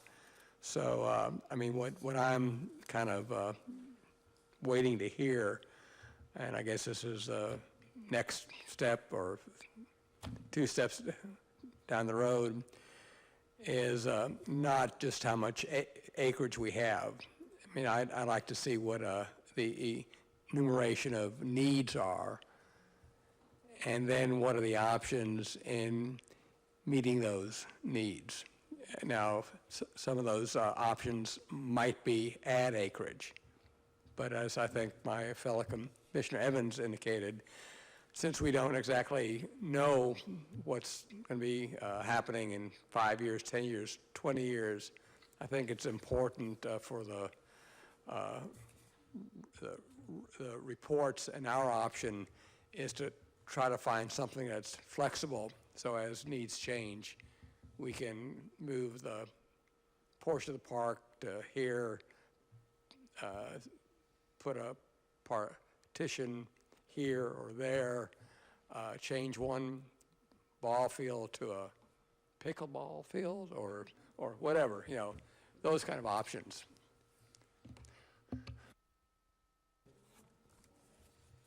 Jimmy?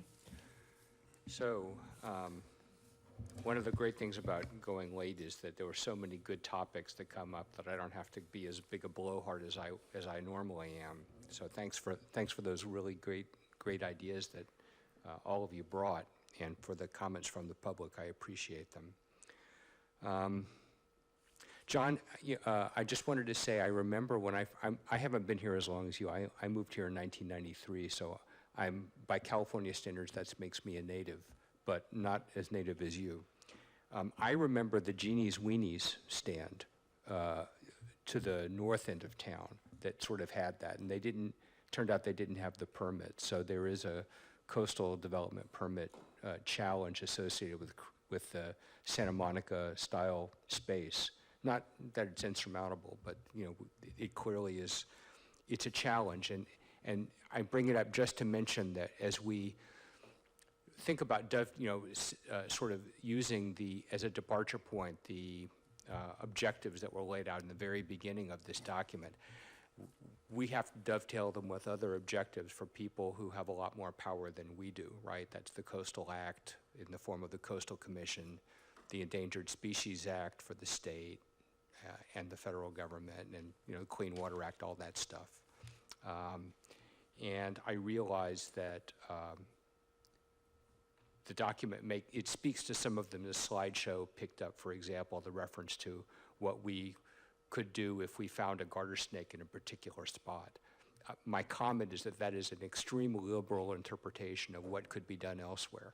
It's an extreme example of what you would do, but it's possible to take habitat, whether you find the animal there or not. If it's habitat, and reducing habitat is a take.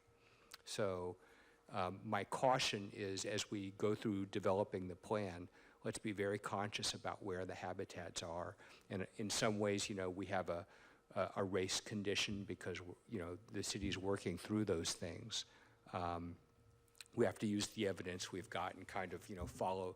We're flying by the seat of our pants. But the overarching comment is to be very conscious about where those are, and, happy to engage in a lot more detail if that'll be useful to you. I have a feeling that the representatives from the Committee for Green Foothill and the Sierra Club could also provide very valuable guidance on that. They already did with respect to the area around Smith Field. The Beachwood area represents a different set of challenges. There's a wetlands delineation map, and I know that the planning director has been on it. And I'm not saying that I know what's possible there, but I know there are a lot of things that would be nice to do that probably would not work well there. Let's see. there was a slide on Magnolia, which I thought was really, we talked about those eucalyptus trees in that area. And as usual, there's a duality to them, right? Because they're also raptor habitat. So it's just, I don't bring this up to say, no, you can't do that, no, you can't do it there, you can't do it there. Of course, we need to find places to do it, but we have to be conscious about what those, how we trade those things off. And it's not just with respect to habitat, it's also with respect to safety. I think the point that Steve made, that's a lot easier to say, is well taken. And instead, it's not just the immediate safety issues. Sometimes with the intent of building a nice facility, we actually initiate a dynamic process that leads to a serious condition further down the road. For example, and I realize that coastal access is sort of tangential here, but where we've built some access trails from neighborhoods to get down to the coastal trail, in furtherance of the goal of providing ADA access, where bollards were installed as a condition of the coastal development permit to avoid creating habitat impacting levels of traffic. Some of those bollards have gotten taken out, and people took it upon themselves to weed whack what used to be a 1 or 2 foot wide trail into a 12-foot wide trail, which obviously has bad impacts. And that area, as it's gotten hard packed, has become a natural channel for water. And now there's an erosion problem and sedimentation that's going from there into Pilarcitos Creek. So it's not, again, it's not to say that we shouldn't be producing these facilities, but we need to think carefully about where we site them and understand the dynamical processes that we are initiating when we make these changes. This is not, as John said, we're planning something 30, maybe 50 years down the road, and we cannot make those decisions without understanding how these things will evolve. And we have not done a good job to date of that. I'm not speaking of you, I'm talking about the city of Half Moon Bay. Just touching on a few items, I agree with your comment that, if I can sort of summarize it, we need to skate to where the puck is going, not to where the puck is. So when we look at the demographics of our process, I realize that there's a cyclical property to the way that the community grows. It seems to me that we're heading to a dynamic where we have an increasing number of aged people. We have a number of other elements of our general plan where that seems to be an operating assumption. So the ability to plan to facilitate that is smart, and I'm glad you're thinking that way. With respect to the active-passive use thing, I appreciate that that there is largely a focus on what, that there's a blur between what active and passive means. And if you're a kid playing soccer, watching somebody play bocce ball or bird watching sure sounds passive. I get it. And I'm not so old that it feels totally passive, active to me. But from a point of view of analysis, the impacts to open space can be significant even for those activities. So when we think about those things, it's important to distinguish, or at least it seems to me it could be useful in planning distinctions, identifying places where the proposed activity would have potential impacts with respect to safety or with respect to environment or with respect to viewshed, which might include dark skies, for example, and make smart decisions about how we design those areas so that the uses, so that those areas are protected and areas where we don't have those sensitive resources can be used more effectively. I enjoyed the presentation of sort of similar-sized communities. I have to admit to shuddering a little bit at the Grover Beach description, where they have drive-on beach, they have dune hiking, because the beaches and the dunes are ESHAs, the environmentally sensitive habitat areas. I don't think we do that here. I'm amazed, if they have a local coastal program, I don't know how they're doing it.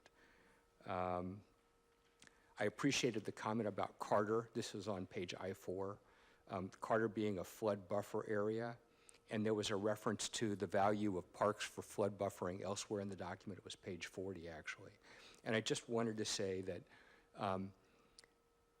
in Half Moon Bay, we tend to think of flooding as the problem that you get with water, but it is not the only problem you get with water. Water is a resource and we have to value it, but the problems associated with it are all related to sediment transport, right? Flooding, erosion, sedimentation. These are the things that well-designed parks can help us manage as greenbelt resource. And again, historically, we've done a lousy job of recognizing those other kinds of problems. We see flood, we stop thinking, and we try to move the water away as quickly as possible. And that is a recipe for a dynamical system disaster. That's what we have at the Seymour drainage, for example, as was eloquently reported by a consultant to staff to the city council a few months ago. I think there's been enough said about Smith Field, except that there was a reference to some historic or possibly historic bunkers. And I don't know if, I'm surprised John didn't mention it, Commissioner Evans, but if those are really historic, it would be nice if there was a way that we could highlight the historic quality and use them rather than see the history the way we see water as a nuisance that we have to somehow eliminate. I was really interested to hear that MROSD is thinking about trails, although I appreciate the concerns that Lenny raised about how you do that next to farms. Half Moon Bay has access to other MROSD land. In particular, the Parissima Creek open space is a fantastic resource. It's not, you don't walk to it from Half Moon Bay. You probably ride. But it feels like another example of a resource that we should be better connected with that provides incredible, I mean, there was a picture of a wedding in the redwoods in your slide set, and it's easy to imagine those things. With respect to fees, there are strict limitations on our ability to impose fees in the area on the beach, for example. There are strict limitations on our ability to maintain the beach. For example, rack, those pieces of seaweed that are surrounded by flies that seem like such a nuisance to so many of us and unsightly, are incredibly important habitat for the animals that depend on the beach that are protected there. So as we think about imposing fees to support maintenance, let's be very careful to understand what maintenance can mean and what it must not mean. There was a good set of comments about the effects of garbage, and they are far-reaching. Garbage often finds its way from a park site through a waterway to the ocean. Cigarette butts, drainages often go into culverts and we stop thinking about it, but in fact that's showing up in the creek and ultimately getting in our water. The crows and things that can go to these open areas can create serious problems in other areas that they can get to by, well, as the crow flies, if you'll forgive me. So I think that there's a really important, an important set of judgments about programming to understand what those impacts are in a way that I know was not the intention of this existing document, but in order to make it fly and not hit speed bumps when it shows up for permitting, really ought to be planned out now rather than be an afterthought. Let's see. There was a question about what are the uses that are protected under the Coastal Act. You specifically, if I read the slide correct, were soliciting our input on what those protected kinds of activities are. So I'll offer my 2 cents about what some of them might be and what they might not be. I think that fishing and surfing and surf kayaking and windsurfing, things that you have to be out there on the water to do, or you're in the sand, provided you have licenses in the case of fishing, and you're fishing for the right stuff. Swimming in the beach waters. to me, those feel like protected uses. Now, because they're protected, that does not mean that it's okay to dredge in order to protect those uses. That's a much broader question, and dredging of water is probably reserved to the Coastal Commission. I don't even think we could even have a conversation about whether it would be okay to do that. But suffice it to say that given the amount of concerns we have about erosion, the idea of dredging sand away in order to facilitate would certainly raise some questions about whether we'd be accelerating erosion. We need to understand our littoral cell processes in a way that says we're not aggravating our erosion conditions before we go there. And then for a lot of the broader initiatives that you've described in areas that a lot of those areas we talked about were PUDs, planned unit development, areas that we're supposed to plan as a unit. And in order to understand what works and what doesn't work in those PUDs, we need to understand what our goal is for the PUDs. And if there's not a specific plan already in place for a PUD, it's going to be really hard to make decisions and say, I think we'll go there. And I'm not saying that PUDs can't be useful. Podesta might be a fine site for some type of park development. It may or may not be. But it's really important that the development tail of that does not wag the planning dog. So let's be really, really clear about what our permitted uses can currently be. And if there's an interesting use that might be useful as part of a revised PUD, that would be great, maybe, right? We need to look at it. But let's be sure we don't create so much momentum for a train that's ready to leave the station when there's no track for it to run on. Because PUDs take a long time to develop. There are specific requirements that we have. We'll be revising our abstract understanding of what PUD requirements need to be as part of the LCB update, but there's some stuff in place already. So the goal here is not to shut it down, it's to understand what the benefit is to the public, how the resources would be allocated, and be sure we've done a good job of planning that out before we get so far down the track that we're left with suboptimal solutions because somebody will perceive it as a failure if we don't do that. Does that make sense? So you've been really patient with me. I have more, but I'll take it offline. I think that's it for now. Thank you, Jimmy. Thank everybody else. I have a few comments. I just wanted to step back and say, we're really fortunate that we live in such a beautiful community. And I think you've done a really good job of characterizing the guiding principles of the Plan Half Moon Bay process. And I think it's an opportunity to take those guiding principles and inform the character of the parks that we try to develop as we think about what's appropriate west of Highway 1 versus east of Highway 1, keeping that feel of the community. Back to, I think, John's comment about, do we really want this to look like San Mateo's Central Park? No, we want a Half Moon Bay Coastal Park or something like that, that really reflects the character of the community. And that's, there's a lot of survey data that I could bore you with. I'm sure we've got it on the Plan Half Moon Bay website that kind of walks through what the priorities are for the community, but maintaining the character of the community, I think, was really an important thing. In terms of the property, I do think flexibility is an important thing to think through. What other uses can we have for the property?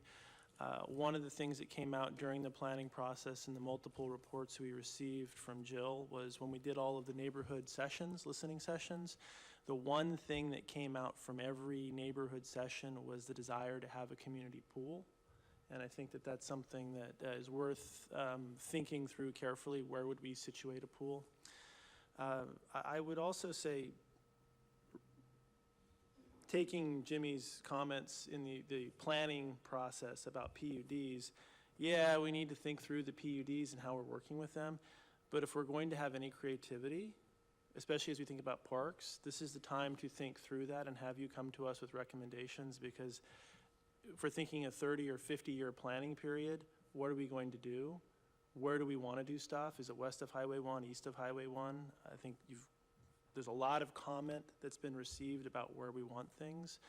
But as an idea of just an example, I'm not advocating a position, just as an example, we should think about Smith Field and the maintenance costs associated with it where it's currently situated.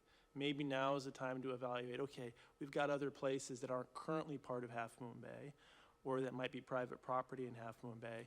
Maybe those are the places for us to at least have a creative discussion about, hey, maybe we could put a park here.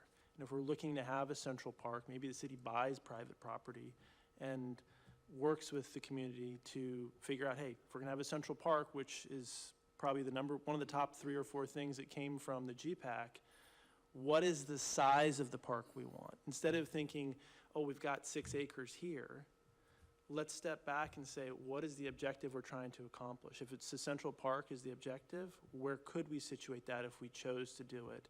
And I know there's some folks who might have a park put next to their neighborhood who are very vociferous around what they do and don't want there, but we need to think about what are the needs for the community, how do we protect the people who live next to the park and their interests, but how do we plan for the community? How do we get some creativity? I mean, there are a lot of things that have been clearly laid out in terms of priorities for the community, but I think that, and guiding principles that we've spent a lot of time hashing through, a lot of listening sessions, and I think we've captured all of that, but now is the opportunity to have a little creativity as we think through this.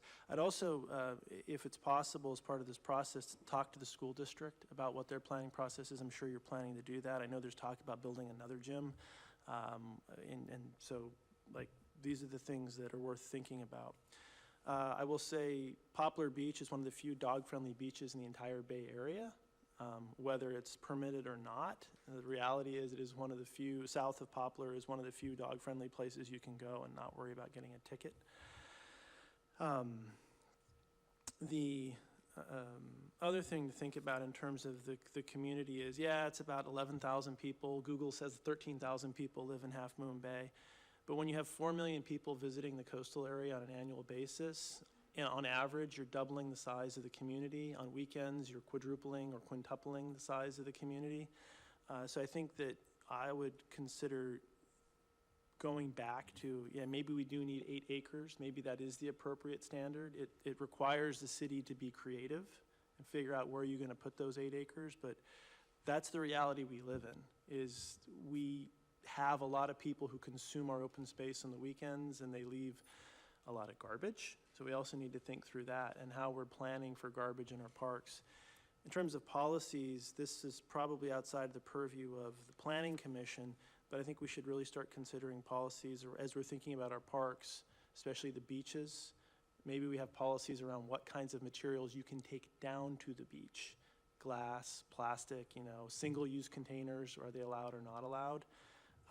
This is the time, again, to kind of think through on the creativity side. And so I'd encourage you to think about what we can do.